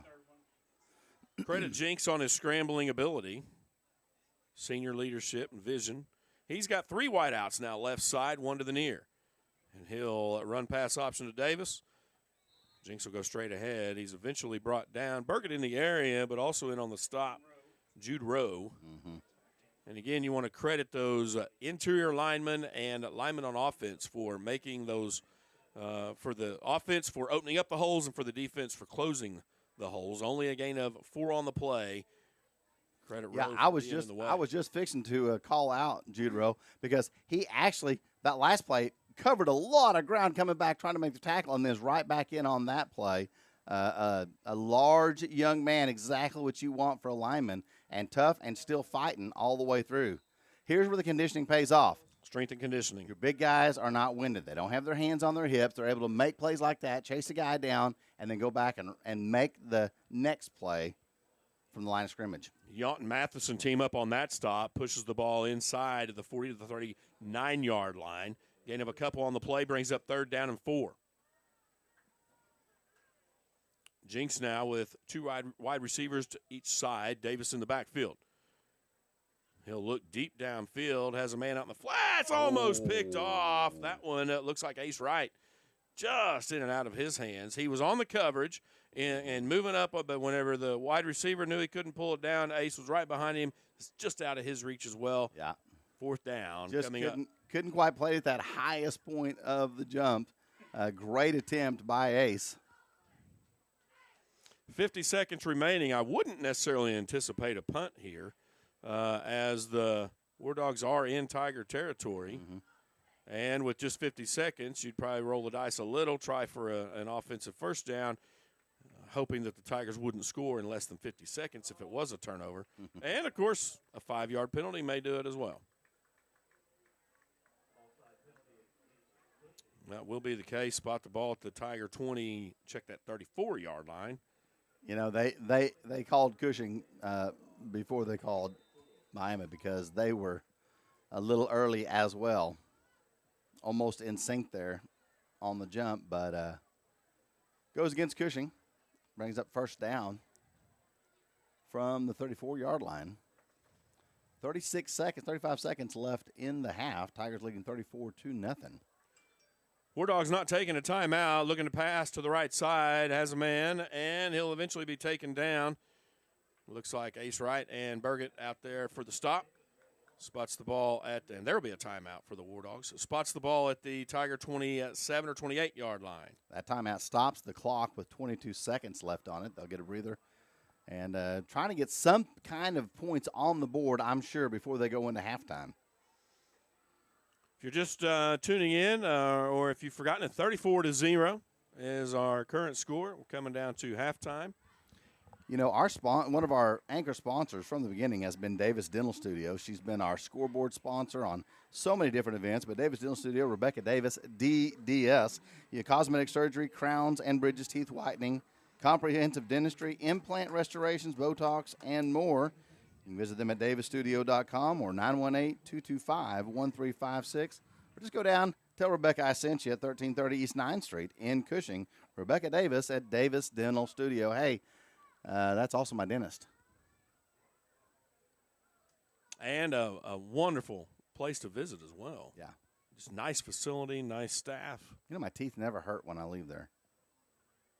It's a good thing, right? I would stay with that. Yeah, that's a good thing. Stay with that course of great action job. if you could. I mean, the alternative is not good. This time Jinx back looking deep, and he finds Riley up close, and Yount will run him out of bounds just around the 20-yard line. That'll stop the clock, 15 seconds remaining. War Dogs trying to put together something on offense. And from their perspective, if you can put something together here, you're down 34 to 6 or 7, maybe 8. You go into halftime, try to make some adjustments to the power of the Tiger offense and continue to ride on scoring. And the Tiger defense, of course, wanting to make sure none of that happens. So here is Jinx from the shotgun. He'll go to his left, looking downfield, fires, intercepted. Yount, he has some room. He'll be brought down around the Tiger 32-yard line. That's going to stop the clock with 3 ticks left in the half. And, boy, Yount a little shaky at first. We've seen him a little bit do this before. Like, just couldn't quite get in time, couldn't quite bring him in. Has an interception, now has another interception, has a touchdown, and 2 other receptions. He is on the ball tonight. Lane Yount, being a difference maker for the Tigers, just absolutely read that route from the beginning. When a quarterback rolls out, and you're a defensive backer, you go that direction, your head's on a swivel, you're looking for a man in your area, and you're also watching the quarterback's head and watching where he's going. And in that case, quarterback fires, and Yount just cuts it off and then was able to get some yards gained after the interception. Bertowitz will take a knee, and the Tigers will go in at halftime, leading this one 34-0, all the way from Miami. Hey, bro, we'll take a break, get everything kind of set up, and be right back with Votes Notes here on the Hub Network.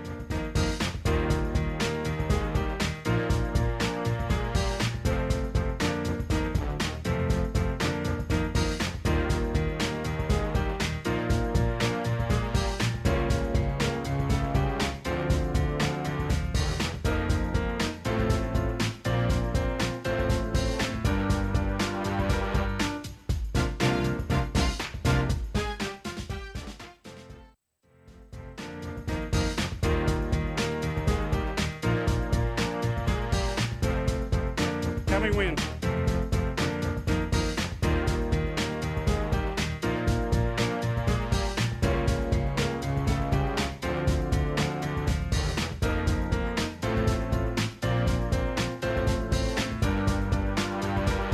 Do I? Okay. 34-0 is your score. Cushing up at halftime over the Miami War Dogs. Thank you for joining me. I'm Bruce Vogt, and this is Vogt's Notes. I want to say hello to Shannon Peterson. I know she's listening, as well as Aaron Hubbard. I know you're listening, my friend. So I hope you guys enjoy the show. A lot to talk about. The offense has been on the move all night long, and so far the War Dogs hadn't found the answer to stopping the long ball from Berlowitz to about every receiver he has right now. Passing wise, Berlowitz, 8 attempts for 124 yards. Three TD passes, and his longest was 16 yards. So Berlowitz is on target tonight. He started out real slow. He missed the first 2 passes, and so far he has only missed 3 times out of 8. Kind of on schedule for Berlowitz as far as yardage goes. He's always a high number passer because he's got some great receiving players. Crooks, 3 catches for 35 yards and a touchdown. Brody Berlowitz, 3 passes for 47 yards, and actually the 47 yards is his longest because he's missed 2 passes thrown to him. The 47-yard catch was a spectacular laid-out flat catch as he came down, just couldn't get his feet back underneath him, and kind of rolled to the 5-yard line. But it was a great pass from the quarterback, Berlowitz.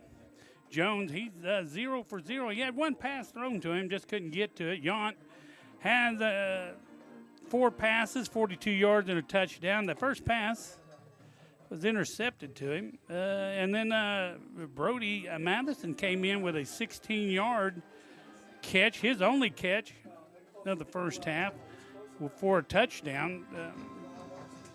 So 3 touchdown passes for Berlowitz and 1 interception. I'm looking over my notes here. Let's go to the defense. The defense, well, let's not forget about Jones as rushing. He's just been spot on. And Jones is the one that's making this passing work like clockwork. Jones has 9 rushes for 131 yards.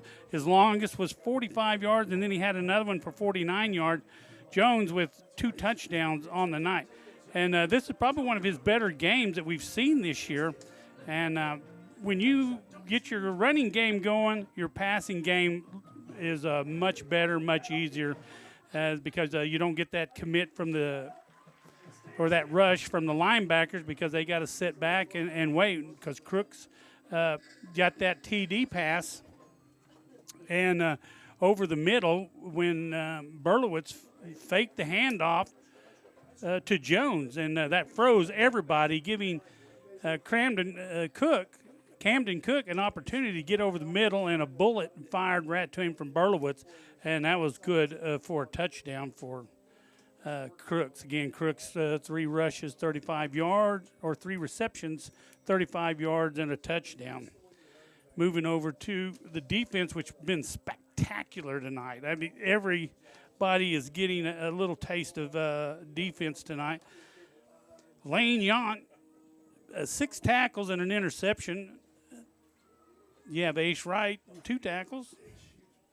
Burgett getting in the action. But it's the first week, I believe, that we've seen him get in there and get some tackles, some solo tackles. He's got 5 to his credit.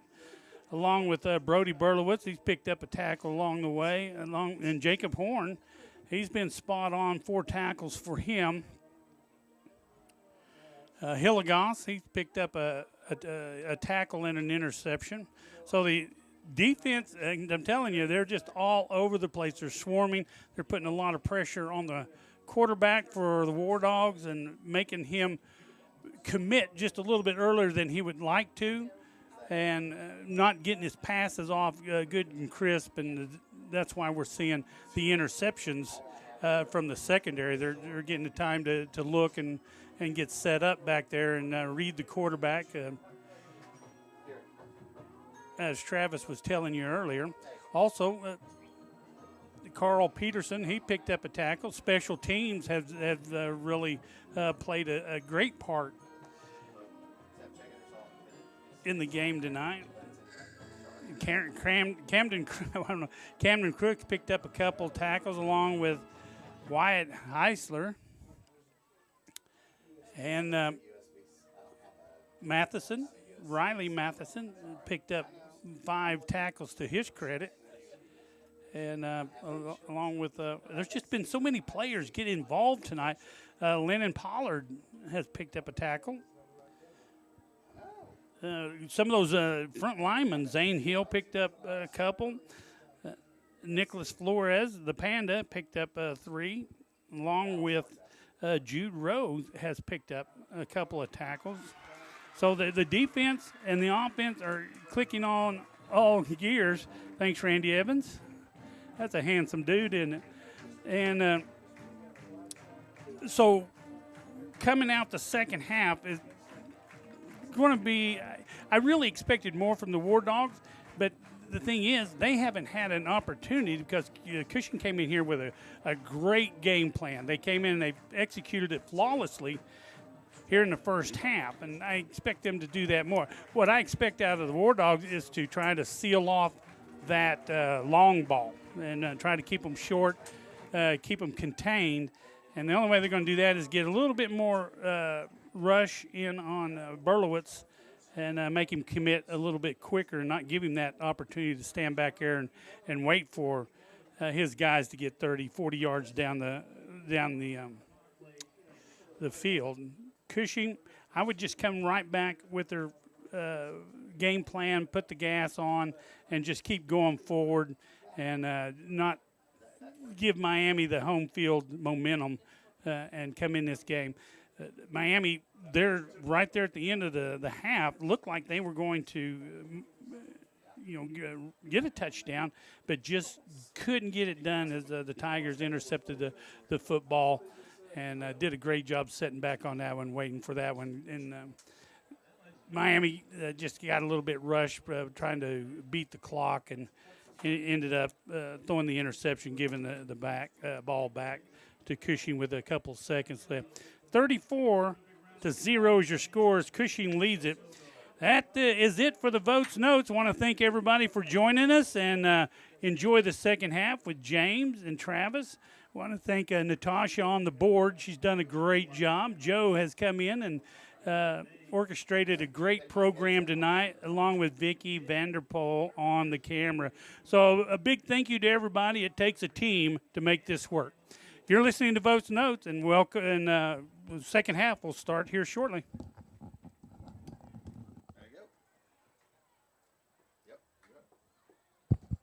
Well, hey, everybody, Joe Kennedy here. I wanted to just take a few minutes and tell everybody thank you for all the thoughts and prayers. And it's been kind of a rough summer here for the family and for myself a little bit. But I'm here tonight, and I'm glad to be back with the crew. It's the first time I've gotten to sit in with the crew, and mainly because there's an elevator in this stadium, and we can't say that about most 4A facilities. And so that gave me an opportunity to actually hitch a ride with James in more than one way. He's slept me into the van, then he slept me into the wheelchair, and then he slept me up here to the second floor through the elevator. So I appreciate those guys taking a little bit more time and wheeling me around a little bit. But haven't been able to be in my normal capacity, and I just like – there's nothing like being in the mix with all these guys and help making all this stuff work. And I know we've had maybe a little bit of a few adjustments this year getting started, but the intention there is that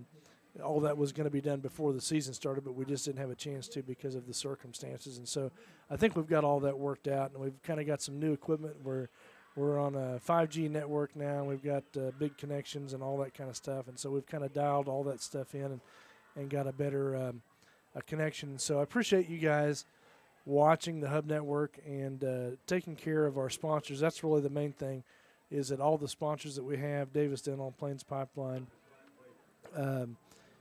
Stillwater Medical, all those guys right down the line that have done so much for us, NAFES, all those that have been with us for so long. We appreciate all those guys, and we just want you to make sure you tell them that you appreciate them supporting the Hub Network, because if it weren't for all of the sponsors that you see and all of the sponsors that are mentioned, Tiger Lilies, everybody like that, we wouldn't be able to bring these games to you. I mean, these guys do a bang-up job. Appreciate Travis Perry and James and Bruce all taking part here to bring you the game. I appreciate so much Natasha Kemp and our new addition to the cameras this year, Jackie Vanderpool, and Maya. Remind me of her last name again. I'm sorry. Grant. Sorry, Maya. Went blank there.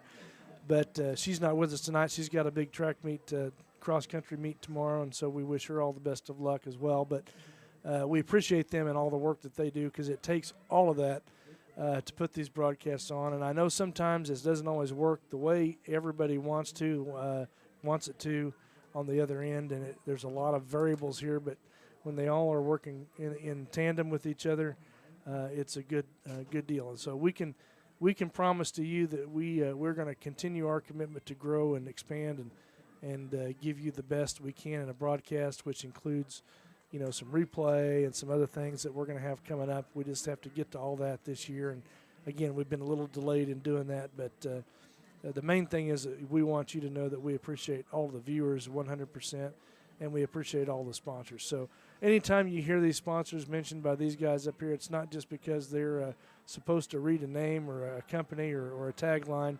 It's because we want to tell them thank you, and we want you to tell them thank you, and we appreciate it. Blue Sky Bank, RCB, all of those guys that do so much in the community and do so much to bring you this kind of content so we can watch these outstanding athletes. And we've got a great team this year, and I really think this is the start of district play this year, and it may be the last time I get to be in the booth here for a while, maybe until we get to the last third of the season, which I think will be all playoff games. And I have an inkling, Bruce, and you're not on a mic, but I have an inkling that we're going pretty deep in the playoffs this year. So there's a lot to come. We've got I hope another 9 games or 10 games to go yet this year, 9 games at least. So stay with us and keep watching, and thank you for your support.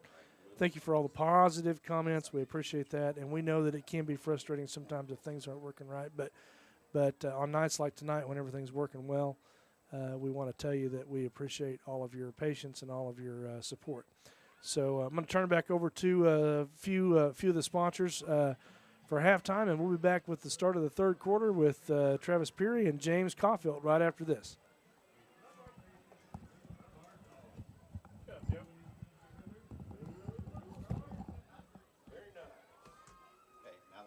That's enough of that. Good job, Bruce and Joe.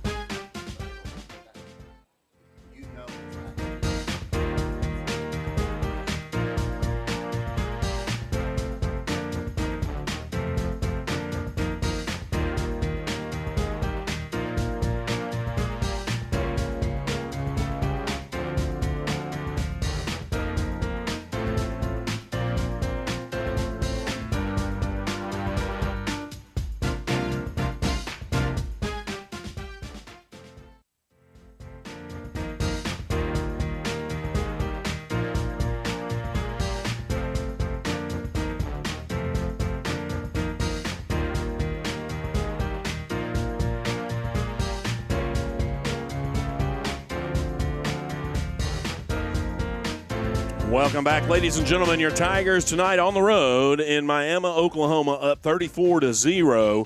And we're getting ready to start the third quarter of play. And, James, we heard from Votes Notes, the Tiger offense working all over the field at the right times, the right place. But to me, it was a patient effort.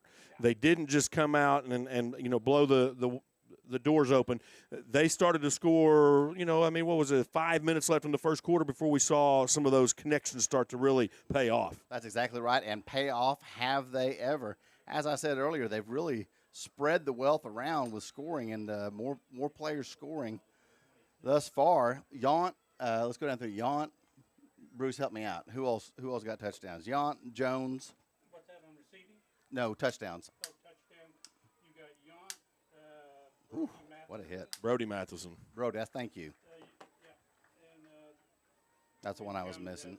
And, Jones has to. So, listen, that's spreading it around. That's the one I was missing was Brody Matheson. And he's another one of those kids that has really stepped up and been a difference maker for the Tigers as well. Well, those are certainly the things, the type of things you're trying to do in building a program is as seniors graduate, younger players step up, fill in roles, move players around, and the Tigers now with their first possession, 11:51, we're just underway in the third quarter, 34-0 lead. And Berlowitz will put Jones in motion, but the play comes back this way to Crooks. And he'll make a couple guys miss across the 30. He'll get to the 35, still on his feet. Gets right across the 40. Kind of a, you'd say almost a bear crawl, but he was using three legs instead of four. Crooks is one of those players that just every team wants one of those guys. He hits hard, he runs hard, he just does everything the way you want him to do it. So up tempo for the Tiger offense. Gain of 9 on the play brings up 2nd down and 1. Bartowitz with trips to the right. He'll look that way. Things open up. He's got a man open. It's Crooks. He's got the reception to the 30. Still on his feet. 25-20. My goodness. Crooks put on some athleticism in the catch and the run after. Makes his way down inside. Marked the ball at the 21-yard line. Tiger, 1st down and 10. Wow. Let me tell you something. That was a shot, and Crooks just absorbed the shot and took it right in, went right back to it. Stayed on his feet, gets the yards after catch, and here we go. 37-yard reception for Crooks, 1st down and 10. Matheson in motion. Barlowitz hands off. Jones with plenty of blocking. Makes his way down inside the 10. Oh, man, the stiff arm. Touchdown, Tigers! The blocks. Oh, nothing but blocks. The blocks. I love it. What a job this offensive line has done this year for the Tigers. And one of the things that we have not lacked, but it just hasn't been as good in the last couple of years is this offensive line is tearing it up. Blocks everywhere, and then the stiff arm in for the touchdown, Noah Jones. And I'm going to say it was 5 to 7 yards after the handoff before he was even touched by another player. He puts on his athleticism, the blocks, not just that, but the technique and the strength to get in the right spot and open up that hole. Matheson on to attempt the point after. Tigers come right out after halftime, scoring quickly, put 6 more on the board, and there's 1 more. So you know that teams are going to be looking for how the Tigers can pass. Travis, they're just always going to be looking at that. Now, all of a sudden, the Tigers are going to be opening up the pass because that's the 3rd rushing touchdown by Noah Jones. And he's not the only one on that team that can carry a ball. And the nice thing about that, and we saw it, we've commented on the first half from some of the play calling, the run can open up the pass, Absolutely. And then you throw in the run-pass option, and you are really making it difficult for defenses to adjust. And that's the type of thing the Tiger offense add to that and up tempo, and you want to be, just potent from that throughout the duration of the season. Tigers up 41-0, coming out and striking quick. And again, offensive line, most of the credit to them on that run for Jones. Yeah, listen, there is a criticism, though. We missed that extra point. What did they One do? high snap. One high snap. One high bad snap. kick. Shanked to the near side. Man. Other than that, it's a perfect game for the Tigers tonight. Might be willing to let that go for 41-0 anytime the rest of the year. Matheson's kick. Riley with the return. He's at about his 12. He'll make his way out around the 30. Still on, taken out of bounds. Several Tigers in the area. It looked like coming out of there was Sam Carpenter, one of the tacklers for the Tigers. War Dogs starting, trying to get their offense after a halftime conversation, needing to get their offense started. The Tiger defense, credit them with being everywhere at the right time and place. The interior line, I always say defense starts with them confusing the offensive line. And from there you have, defensive ends and linebackers. Oftentimes you have stunts called, and the Tiger defense has held up tonight thus far. Jinks is going to be a quarterback keeper on the right side. He'll make his way into some traffic. He'll get pushed forward by some linemen, make his way around the 37-yard line. Jackie Walters, I see you are watching, a fine Cushing resident, always supporting Tiger football, Tiger basketball. They go to the games. He enjoys them. Jackie, I see you, buddy. Glad to be watching. Ty Fitchy says, thank you for your broadcast. Get to watch the Tigers, and most importantly, my brother Tegan Fitchy from northern Iowa. Thank you for all you do. Hey, Ty, we're glad to do it, man. Panda in on that last stop brings up 2nd down and 4 after a gain of 6. Jinks from the quarterback snap, hands off to Davis. He's over the left side, makes his way near the 40. Looks like hey, we forgot the most important shout out. Jamie Briggs Caulfield is watching, so shout out to Mrs. Caulfield. I'm glad you decided to join the game, and to Denise Kennedy as well. I'm sure she's watching as well. Jamie, this is your kind of game. Big long passes. That's her favorite. She always wants the long pass every play. If she was designing offense, that's all they would do is pass it to the end zone every time. And for those of you keeping track at home, that is the T's crossed and the I's dotted at this point in the broadcast. There's the handoff to Davis. He'll find a little running room. He runs into Hilligoss, loses the ball. Tigers look like they've covered it.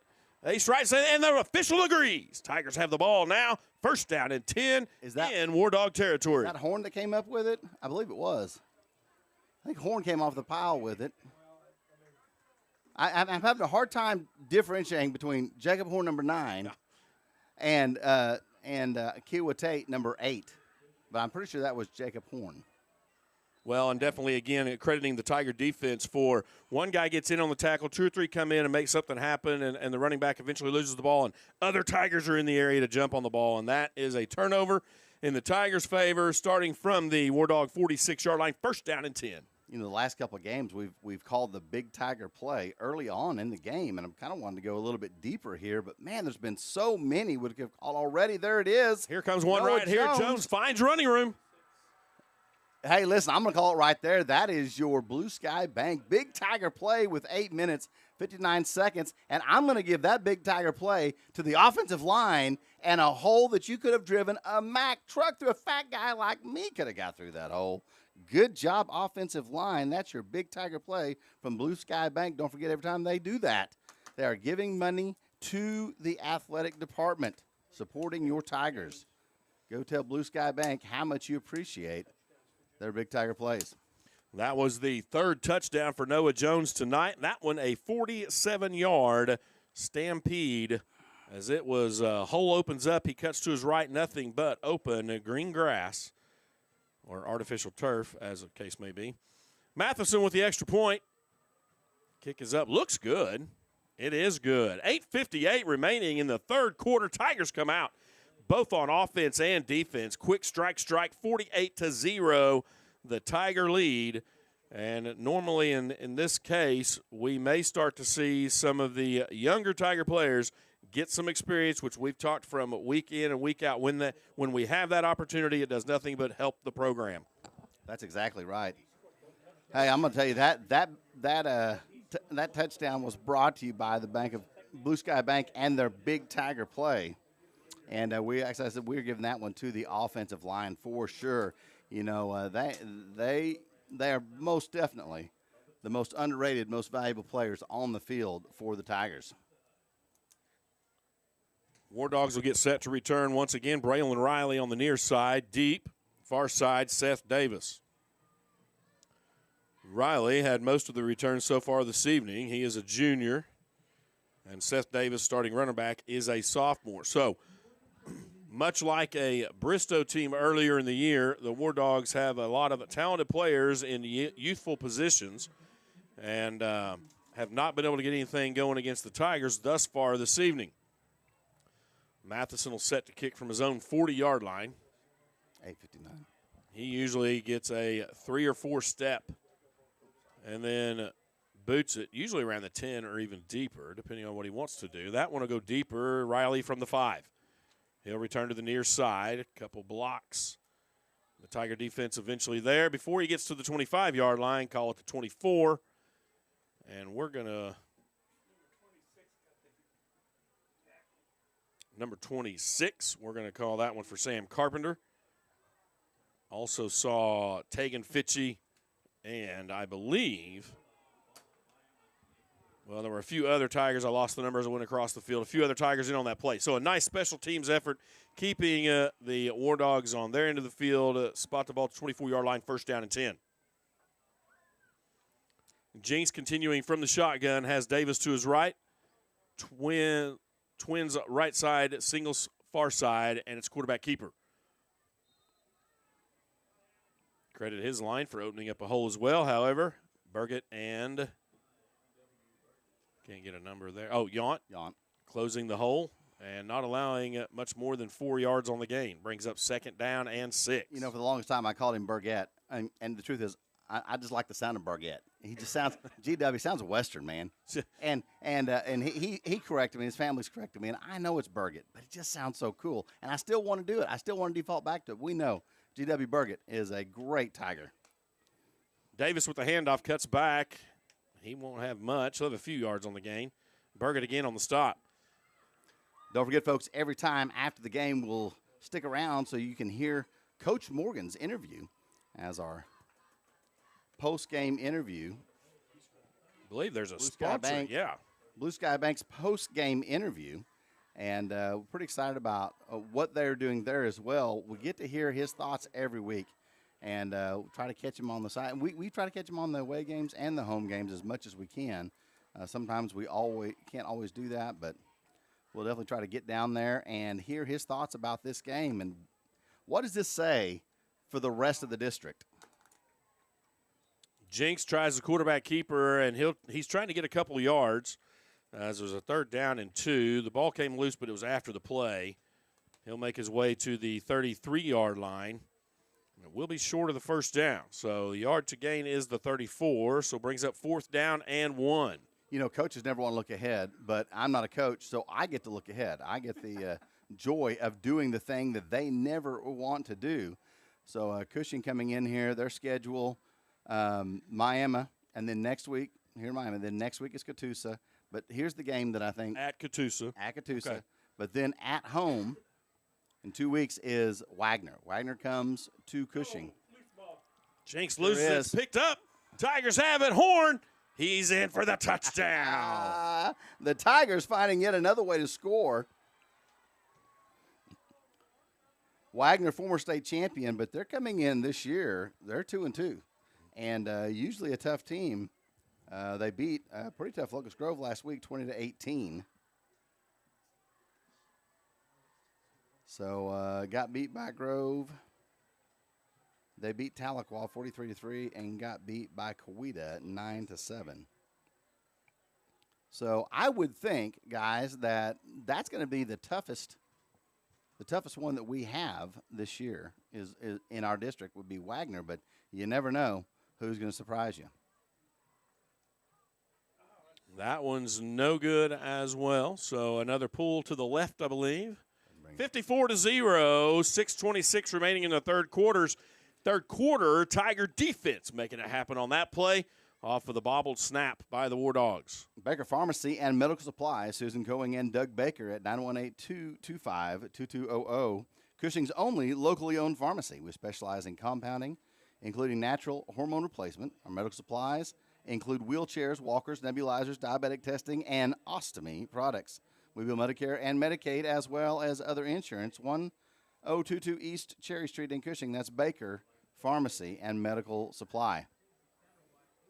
Cushing Plumbing, heating, and air conditioning.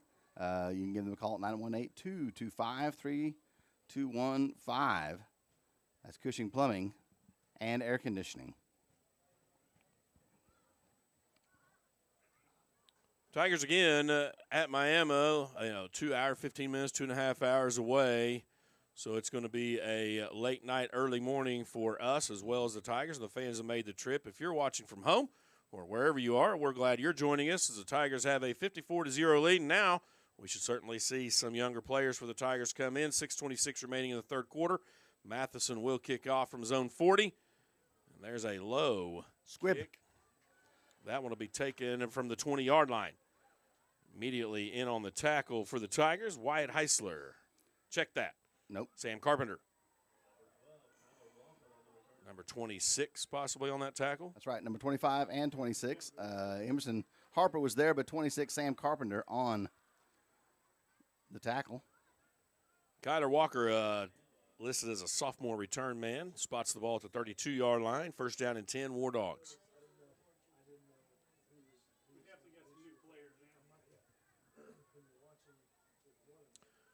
So Sam Moyer comes on the field, and Tommy Rolfe. Looks like Horn remains at one defensive end position. Jinks from the shotgun, hands off to Davis. He'll bounce to the outside, caught from behind on the stop for the Tigers, Kiowa Tate. Yeah, Tommy Rolfe was on the corner out here. He gets around the corner, but he gets double teamed. They pull off a double team, which means somebody's not blocked, and that's exactly Kiowa Tate coming from the other side to make the tackle. That's how teamwork works. And whenever you get into film evaluation, you start crediting those players for taking on a double team, which frees up those other players, just like you're saying. And when the Tigers play a defense that's all men towards the ball, that's what has made their defense work so far tonight. Gain of 3, second down 7. This handoff goes straight ahead, not for much. Hunter Nichols, the back. I'm going to call Jude Rowe and Caleb Pierce on the stop. Spots the ball at the 35-yard line. It's going to bring up a third down and 7. Hatcher calls Caleb Pierce on that. War Dogs offense now, mostly concentrating on a running game. And I got to tell you, they have 2 booths and 14 people working on their crew here at Miami. They have their own media team. And I just kind of snuck through and saw what they're doing. They got people everywhere. Option pitch left side, Lane Wood on the stop for the Tigers. Spot the ball at the 49-yard line, first down and 10, War Dogs.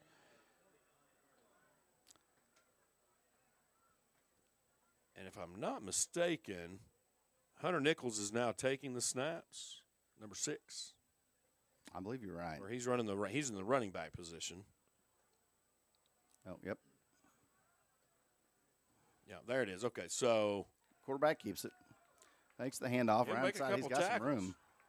Makes his way down to the Tiger 40-yard line. He's also going to make his way into a first down. On the tackle, Lane Wood and taking Fitchie. Mr. Wood. Spot the ball at the Tiger 40-yard line, first down and 10. Part of that twin duo, Lane and Max. And Lane's still in here for the Tigers.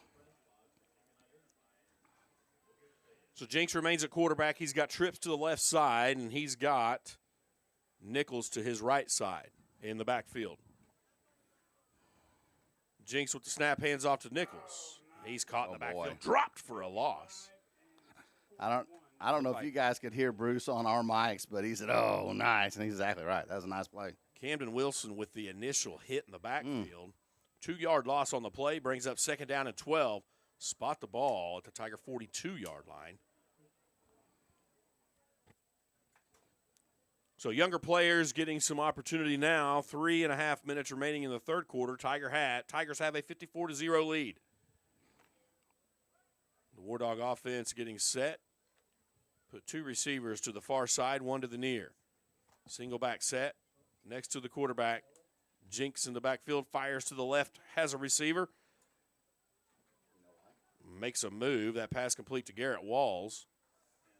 He'll make his way down to the Tiger 36-yard line.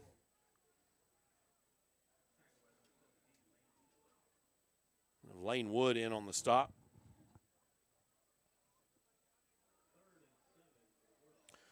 After the gain, again, spot the ball at the 37-yard line, gain of 3 on the play, brings up 3rd down and 7. Jinks continuing from the shotgun. Has Nichols to his right, single back set, 2 wide receivers near side. He'll roll this way, looks downfield, fires. Has a man, it's out of his reach. Pass intended for Logan Sumapang. And he was covered by Carl Peterson. So the incomplete pass brings up 4th down and 7. War Dogs most likely not in a punting situation. Because one of the last things they really want to do right now is turn the ball back over to the Tigers. Of course, in any game type situation, this is an excellent opportunity to teach younger players and for other players to continue to hone their skills. You certainly wouldn't anticipate any big change in the score, the Tigers, giving something like this up.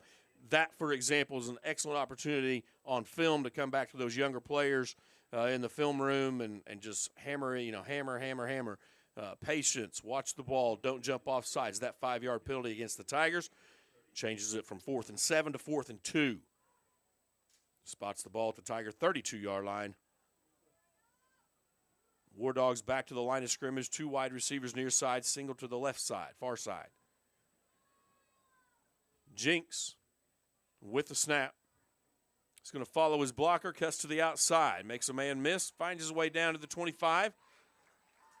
That'll be a War Dog 1st down. Several Tigers in on the stop, but not before the 1st down.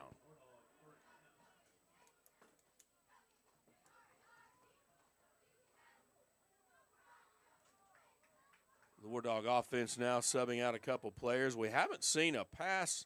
Well, I guess we've seen one here, and it was a little out of reach. So we haven't seen a pass in a little while. They've really focused on their running game lately, as of late. Yeah.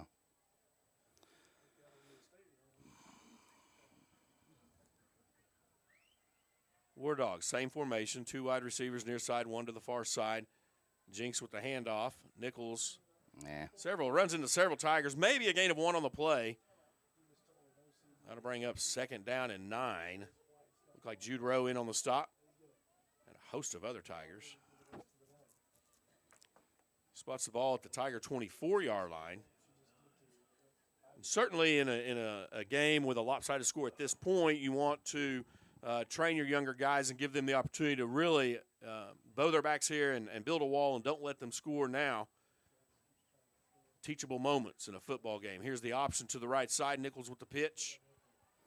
He'll hurdle a player. And find some running room into the end zone for a touchdown. Penalty flag goes down back here. I'm not sure if hurdling in high school is legal. It's not legal. No, I'm 100% sure it is not legal. For the safety of the players.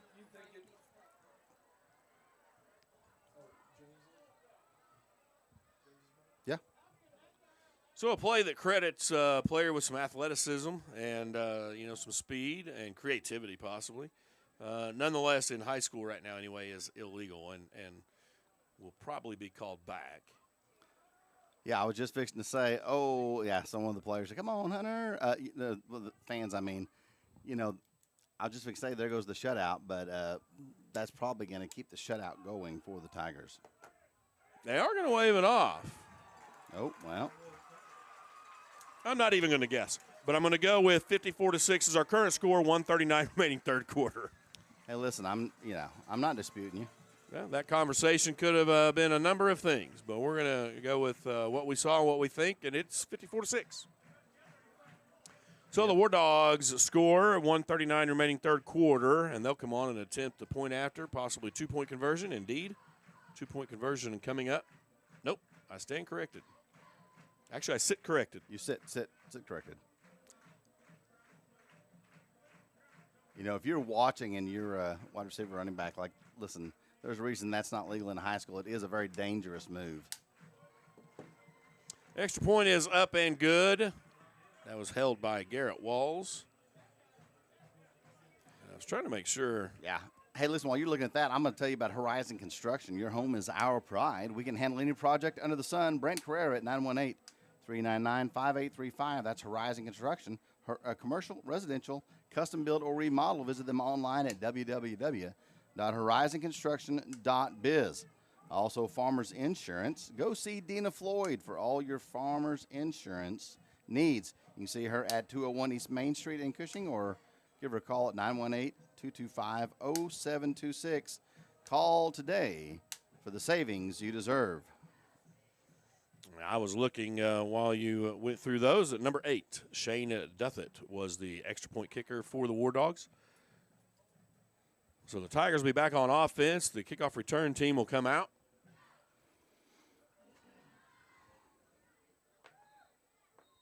And this is a homecoming night here in Miami. I haven't heard anything from Mrs. Caulfield, so I'm not for sure that she heard the shout-out, or she's just ignored me, or she may be having a conversation and has the game on in the background. I don't know. Any one of those things. Maybe enjoying the peace and quiet at home. Anne-Marie Favalora is watching the game. Hello, Anne-Marie, and welcome to the show. I miss you. Glad to see you. Cushing Tiger alum, soccer star. Here's the kickoff from their own 40-yard line. High end-over-end kick. This will be taken by the Tigers out of bounds. So my son just chimed in, and yes, Riley, you are exactly right. He just said, I don't know if you know this, but your iPad might be on night mode. And he's 100% correct. It was on night mode, and I can't get it to go back to the regular. So, folks, we're going to call this the antiqued commercials. The antiqued look on the ads. We'll call them antiqued, and I will try to remember to turn that off before we get back to the game. Thank you, Riley. Vintage. You are exactly right. Vintage. Vintage. There you go. Retro, if you will. Retro, vintage. Tiger offense comes back on the field. Looks like Hilligoss running the quarterback. He'll hand off to the right side. Horn with the carry. He'll gain a couple on the play. Tigers start from their own 2-yard line. Horn gets to the 4, gain of 2, brings up 2nd down and 8. By the way, just so we're clear, I got interrupted by my son, but Anne-Marie Favalora, my favorite Favalora of all time, watching. And I start to say she's playing college soccer now and was a stud soccer player for the Cushing Lady Tigers soccer. She's the only reason that I've ever watched a soccer game in my life. Hand off left side, Horn making some room, finding some guys, making some guys miss. Gets out across the 20-yard line. He'll eventually be brought down. Looked like number 4, Sam Lillard, on the stop. We're going to credit some of these offensive linemen. Tommy Rolfe in the game, Brett Griffith in the game. Looks like Michael Cruz on the line. Trying to catch some of their numbers for you as they're the ones opening up those holes now. And they're the ones giving these running backs, particularly Horn, the space. Let me just to the right side. Doing a good job opening up those holes as well. Uh-oh. High snap covered up by Hilligoss. He'll be back towards his own 6-yard line now. And those are the things that happen. This is why you want to get your younger players in there in a game like this so those things don't happen when you need them later on. Get them the experience. Shout out to Tiger Lily. Amber DeLong says Anne-Marie's still a stud soccer player, and she's absolutely right. She is. Tiger Lily's watching. Appreciate them. And as I said, you can go down there and get all of your flower needs from Tiger Lily's and get your Hub Extra. They're going to go ahead and let this go to the start of the 4th quarter. It was the last few seconds of the 3rd quarter tick off. The Tigers will go ahead and go to the sideline. 54-7. We'll be right back to start your 4th quarter in just a moment. All right, put our expertise to work for you when it comes to taxes. Block has your back, and that means getting you every credit deduction you deserve. 401 East Main Street, H&R Block is the place to go. Come by, call, or make an appointment today. 918-225-2343, H&R Block. Hey, listen, I cannot express to you guys enough how important it is that you tell these sponsors how much you appreciate them bringing this to you. Plains Pipeline, long-term sponsor of the Hub, they Remind you to call 811 before you dig. Know what's below. 24-hour emergency phone is 1-800-708-5071. Plains Pipeline. Can't get much plainer than that. What did I miss? Something happened down there while I was reading. Yeah, they have a sponsor that brings out a old- little throw competition, and you throw the ball through the hole and possibly win cash or prizes or something. make it? I think they made it. I heard the announcer get excited, and $100. Tiger offense now, start of the fourth quarter, facing second down, 24 yards to go, trips to the near side. Single wide out, another high snap. Hilligoss able to handle, and he'll find a little running room. Wow. He carries a few War Dogs with him. Might make his way for a 1-yard gain. Or he's right back to the line of scrimmage. Brings up third down, 24. Hilligoss in at quarterback. Trips to the near side. Horn, lone running back. Jennifer Hickson and Chrissy Lilly, so you guys watching. Appreciate you checking in on the hub, as well as Lori Hazelton. Hilligoss on the scramble. He can't quite get away, so he'll be taken down for another loss, and that'll pin the Tigers to the 2-yard line, brings up fourth down. Randy Brown says, excellent broadcast, guys. Enjoy your work. And I'll tell you, I always enjoy being around Randy Brown. Fine person, Mr. Brown. Tigers will now look at a punting situation. Brody Berlowitz back on for the punt, and the War Dogs have Garrett Walls back to receive. He'll stand at his own, the Tiger 38-yard line. Tigers just get that in time, and there's the Berlowitz punt. That'll be fielded by Walls at the 35. He'll try the left side. Several Tigers in pursuit. Horn in on the tackle, in addition to, look like Matheson. So, War Dogs will have good field position here. 10:33 remaining in the fourth quarter. Hey, folks, go ahead and put that on the screen. I don't know if you can see my screen or not, but here we go. I'm going to show you guys. My son just educated me. So even though I had turned night mode off, I hadn't actually got rid of it. And you can see, he told me you swipe down, you hold on to that, and then you can turn it off or turn it on right there. Now I know. My son is a genius. Thanks, Riley. I appreciate it, buddy. And that does look a lot better. Not antiqued anymore. I just don't know how I didn't know that. That's what's really bothering me right now. IMAX Secrets brought to you by iPad, quarterback keeper iPad. Sam. iPad Secrets. Made by IMAX. Oh, yeah, that's right. Apple, I guess. Hey, Apple listen, Secrets. I'm glad to know that because I was watching the Apple Dumpling Gang the other night, and it looked like you'd turned some kind of filter on, and I couldn't get it turned off. So now we can watch the Apple Dumpling Gang completely clear. On the Apple iPad. On the Apple iPad, thank you. While eating applesauce. That was Sam Lillard, and he'll get down inside the Tiger 15-yard line.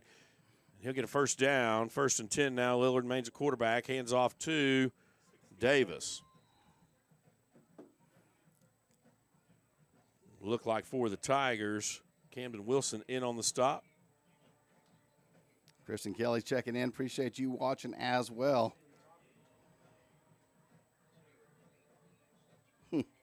Gain of 1 on the play brings up 2nd down and 9. Bobby Flavel says he was literally just typing that as you said it. I'm going to try to get some of the scores around the They say great minds think alike. That's right. That's what they say. I'm going to go with it. 2 wide receivers near side, 1 to the far side. Lillard at quarterback.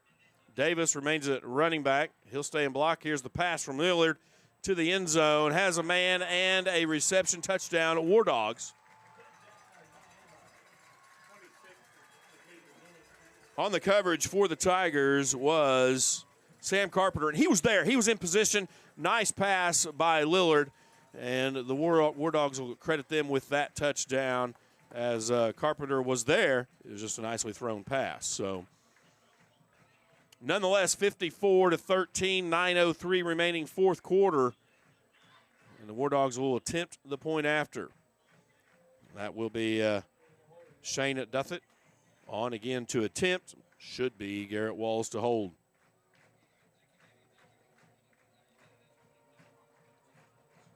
There's the snap. Here's the kick. Kind of low and to the left, so no good. 9:03 remaining. Tigers 54, Miami 13. Hey, I want to give you a few of these, a few of the scores around the league here. Go ahead and bring that up. I want to talk about also Matherly Davis. Matherly Davis Funeral Home handled Carson's funeral today and did an excellent job. So shout out to Brent Matherly and the entire crew down at Matherly Davis Funeral Home. Every life is a story, they say. You can visit them at 402 East Broadway Street. Give them a call, 918-225-3103. And I appreciate all the good work they did. That was not an easy one. Hey, I'm going to give you some of these scores around the area. Fort Gibson being beaten by Podo, 44-7. Of course, Cushing in Miami, you're watching this one. Bethany and Tuttle. Tuttle getting knocked down last week, but now they are beating Bethany 40-34 with 10 minutes left in the fourth quarter. And they got beat last week by a good Guthrie Yes, team. they did. That is well respected in the 6A rankings. Hey, and Guthrie 5A. Came in well prepared as well. Yeah. Clinton, of course, number 3, Clinton beating John Marshall 29-0. Catoosa and McLean in a real battle in the fourth quarter, 28-20. McLean over Catoosa right now. McLean 0-2, Catoosa 0-3. It's the battle there to who will be one. I bet somebody's not undefeated anymore after tonight. One and. Davis with the kick. That one to go out of bounds. As I said, Blanchard beating Hara 53-7. Wagner over Skytook 66-0 final. I mentioned they were coming to our house in 2 weeks, right? Going to be a good one. Yes, sir. You want to be there for that one or tuning in here on the Hub Network. Either way, you're going to enjoy the game. Hey, you can do both. That's right. Catch the commentary and watch it live. And by the way, I do. Oologah beating Cleveland 48-7. That's another one in our new district. Actually, another 2 in our district, Oologah and Cleveland both. We'll be seeing Oologah in about 3 weeks as well. Hilligot's hands off this time. The ball carrier, Emerson Harper, tries to catch the outside. Shows good effort and some speed, but just a few too many tacklers in the area. He'll lose a couple yards on the play. Brings up 2nd down and 12. So Catoosa next week, Wagner, and then, sorry, I messed up my. Where is sorry from? I'm failing at Wagner, then sorry? Then McLean. Oh, McLean, okay. Right. Then Cleveland, at Cleveland. McLean was at home. And so we had 2 away. Then we'll have 2 at home. Then Oologah will be senior night on the 28th. That should be another good game, by the way. Mm-hmm. Yeah, when you start to evaluate from our perspective, that's right, the players in the district, anything can happen. You'll want to make sure and follow all year long. That pass complete to Lane Wood, spots the ball at the 40-yard line. Gain of 5, brings up 3rd down and 5. Again, Hilligos at the quarterback position. Harper in the backfield. 2 wide receivers both sides. Hilligos rolls to his right and looks downfield. He's got a man. Just a little bit low. That pass intended for Wyatt DeLong. His mom is watching. Amber checked in, so just a little bit low there. Wyatt couldn't reel that one in. But to his credit, a well-run route, and he was open. So as the Tigers continue to mature and their younger player positions, they'll continue to get better at those routes and those timing routes. And Brody will come back on to punt. He'll stand at his own 30. And the War Dogs will stand near their own 25 for the return. There's an end-over-end kick. Does take a bit of a Tiger bounce down inside the 25. And we'll be down by Riley Matheson at the 24-yard line, and that's where the War Dogs will begin 1st down and 10.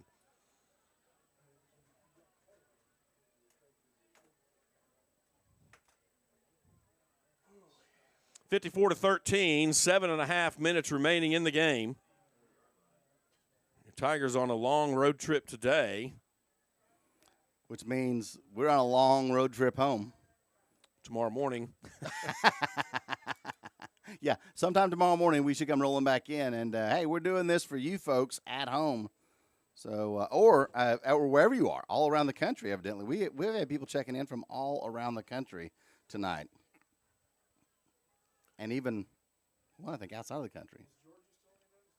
Georgia is still in the United States.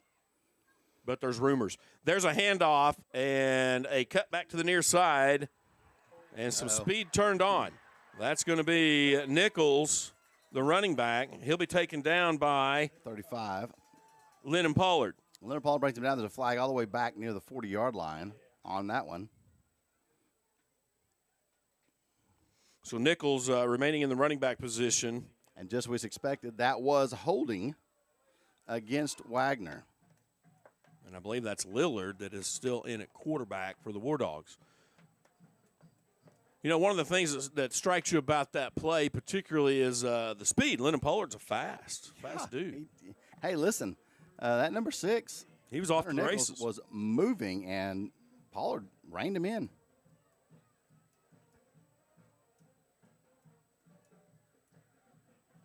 So the War Dogs now facing a first down. They got first down and 5 is what it looks like. Oh, spot penalty. Spot, yes. Replay the down. Fakes the handoff. This quarterback is Grant Lawless. And that one was down. The ball came out, but it was down. Hey, real quick, I want to mention Emily's Locksmith of Cushing. You can give them a call at 918-714-5125. Who are you going to call when you're locked out? Emily's Locksmith. Who? Key cutting, and emergency door, and car. I'm glad you guys can see the graphic, because if I was just reading that, you would think I had lost my mind. But they could actually see the graphic and still think you're losing your mind. Well, that's true. You're not wrong there. All right. No, of course not. Of course not. You go back to the game. Quarterback keeps, looks right side. He's hitting the backfield. Almost intercepted. Tegan Fitchie makes a move on that pass and almost reels it in. Hey, Ty, I bet you're loving that one. I know Ty said he was watching his little brother Tegan, and, boy, would have loved that one. Lawless was getting pressure in the backfield. The Tiger pursuit was real. Yeah, it was. Result of the play is an incomplete pass, bringing up second down and 10. Ball remains at the 34-yard line. 6 minutes to play. Tigers up 54-13. Don't forget, we will catch in our Blue Sky Bank post-game report an interview with Coach. As soon as he has a chance to visit with the team. That run goes nowhere. I believe that was Nichols again. Pat Spencer says another great game by this Tiger from this Tiger team. They're great. That's awesome. They are great. She's right. Do we get milk with that comment or crunchy? Third down and 10. Ball on the 34-yard line. War Dogs continue to operate. Trips to the far side. Single wide out to the near side. Lawless fires right side. Looks like a nice arm. Put a little zip on that pass. And on the stop for the Tigers, Camden Wilson. Yep. Hey, Tina Basquez says, "Go Panda" from your Aunt Tina.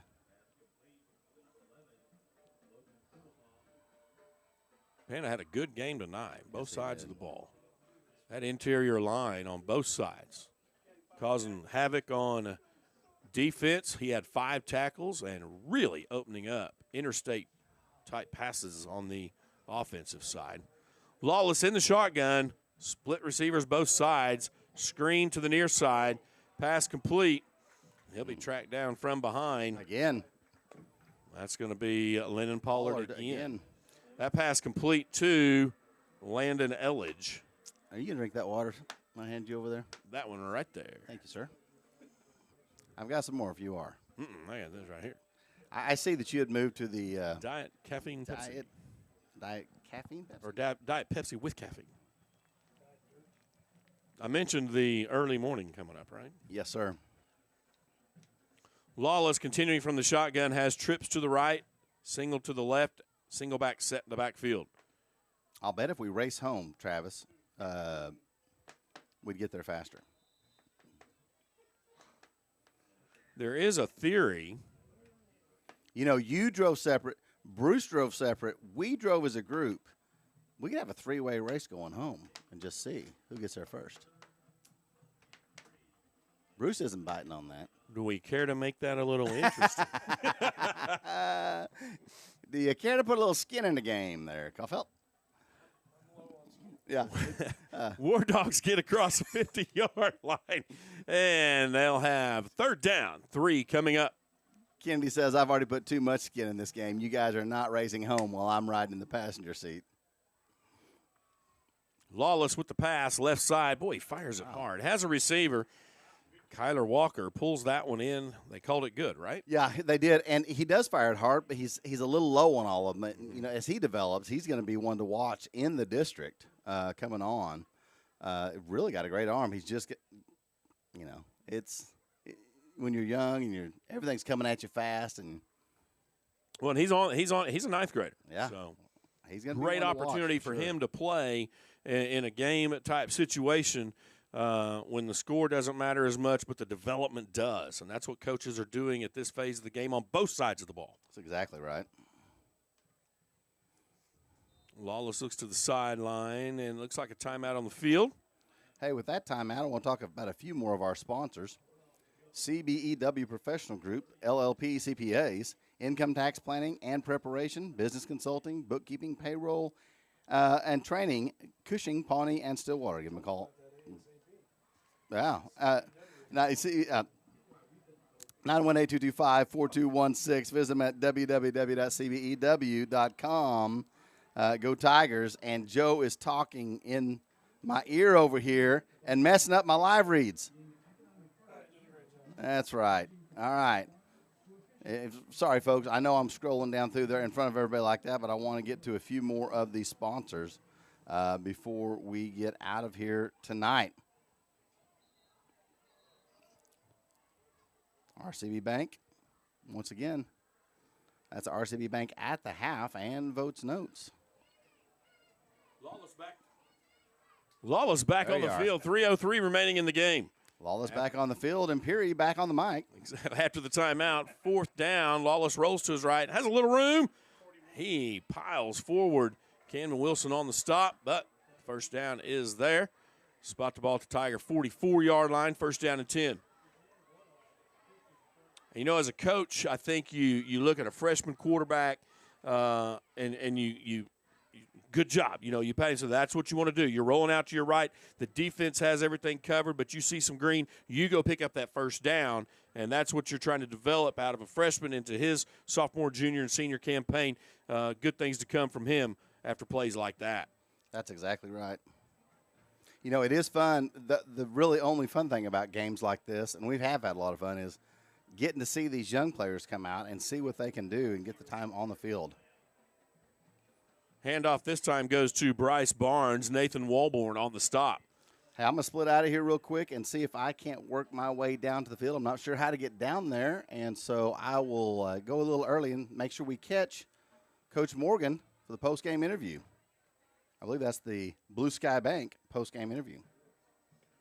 We'll be catching up with James in just a few moments as the clock winds down. 1 minute and 50 seconds remaining. Lawless in the shotgun, looks downfield, now checks it off, finds a guy downfield. Pass is complete. Nice catch, Sam Lillard. I believe Lillard threw a touchdown pass earlier. On the stop for the Tigers,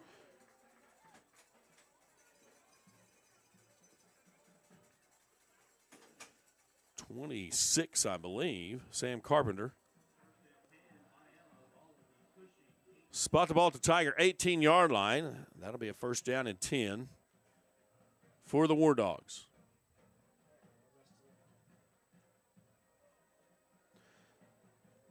Tigers up 54-13, under 1.5 minutes remaining in the game.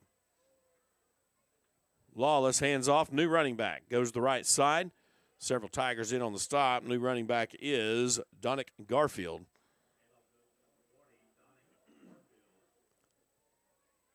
Gain of about 2 on the play, maybe 3. Call it 2. Brings up 2nd down and 8. spot the ball at the Tigers' 16-yard line.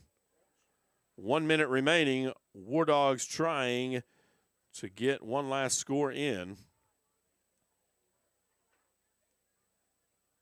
There's the snap and the pass. Lawless completes right side. On the coverage and the tackle, Lane Wood for the Tigers. The pass was complete. Landon Elledge with the reception.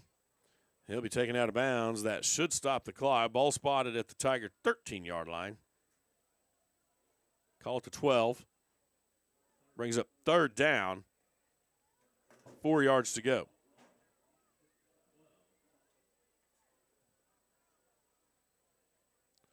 Lawless again from the shotgun. Wide receivers both sides, rolls to his left, fires into the end zone. Another low pass. That one's caught again. Good coverage by the Tigers, taking Fitchie right there. But because of the placement of the pass, okay, they're going to call that pass incomplete. Did hit the ground indeed. That'll bring up 4th down and 3.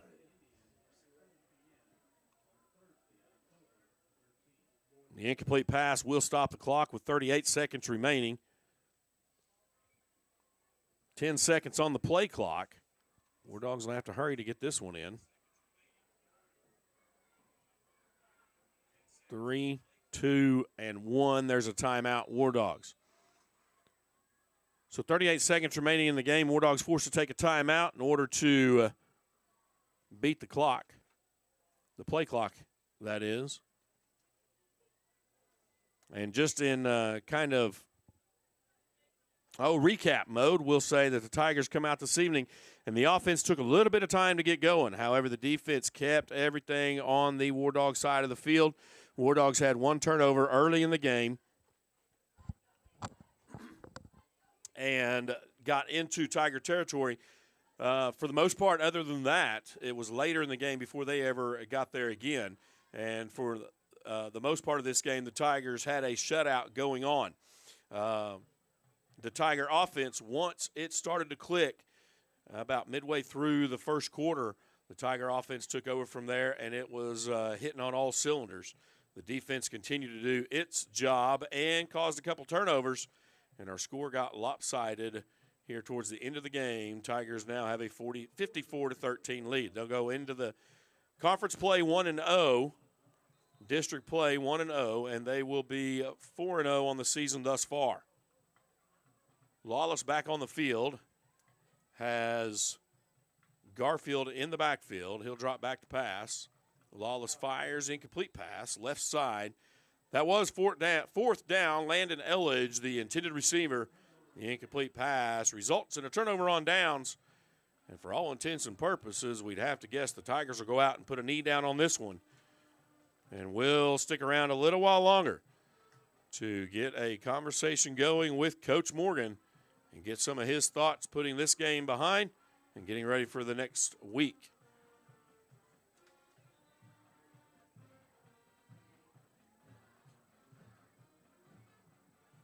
Tiger band traveling tonight. Cheer and dancer here. A good, decent crowd on hand on the visitors' side. Rooting the Tigers to this victory. Hillegas from the shotgun will indeed take a knee. These players will, in a sportsmanlike way, congratulate each other on the field for their efforts, and they'll meet at midfield and congratulate each other and move on down the road. Both searching for playoff berths. Tigers start one with a win, district play, and Miami will fight next week to try to get their first district win. And we'll get a few comments here from Bruce with votes notes here at the end of the game. Welcome back, and thanks for joining us tonight. Cushing traveled to Miami. 54-13 is going to be your final. And I don't know if I'm turned on or not. There it was. We had a little cord. There you go. All right, there we go. 54-13 is your final. Cushing traveled to Miami to take on the War Dogs, and a good battle it was. As we offensively, we just came in and slow start, but ended up very, very strong. Berlowitz threw an interception there in the first, about the 9:15 mark, and that after that, he just came on strong.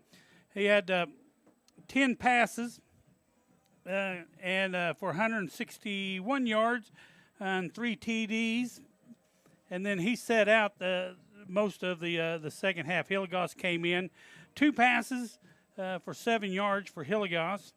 Crook ended up not playing much at all here in the second. 3 carries for 35 yards. Berlowitz, 3 carries for 47 yards. I'm sorry, this is receiving yards. 3 for 35 for Crooks. Berlowitz, 3 for 47. Jones had a pass but couldn't bring it in. Yount, 4 for 42. And Brody Matheson, 1 carry for 16 yards. Brody had a touchdown. Yount had a touchdown. And Crooks had a touchdown. Woods came in the second. He picked up 7 yards, and Long came in but got stopped short of gaining any yardage on the passes. Rushing, Horn played the second half. He had a 19-yard TD fumble recovery and 2 carries for 18 yards as running back. Hilligoss came in. He had 2 carries, but for minus 6 yards. Harper had a carry for minus 2.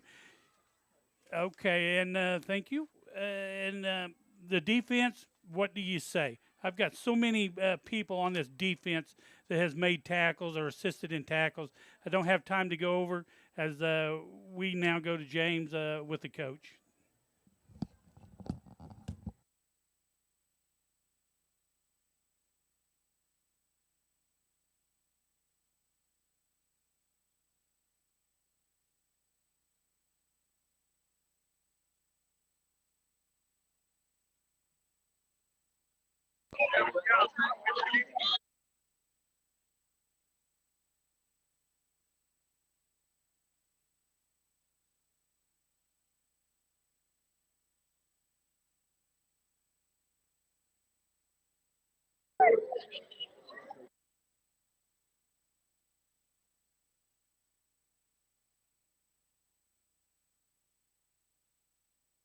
It looks like Coach is finishing up a conversation. James is right there by his side. So while he is waiting for that conversation to quickly end, we just like to, again, thank all of our sponsors. Thank you for joining us this evening. Stick around a few more minutes when we get Coach Morgan's insight on the game. I know as we visit during the week with the coaches around the school, and as we sometimes we have pep assemblies and things, you know, the coaches are coaching and they've got after-school practices and they've got weight training, and we're anxious to hear what he has to say. Let's go to James on the field.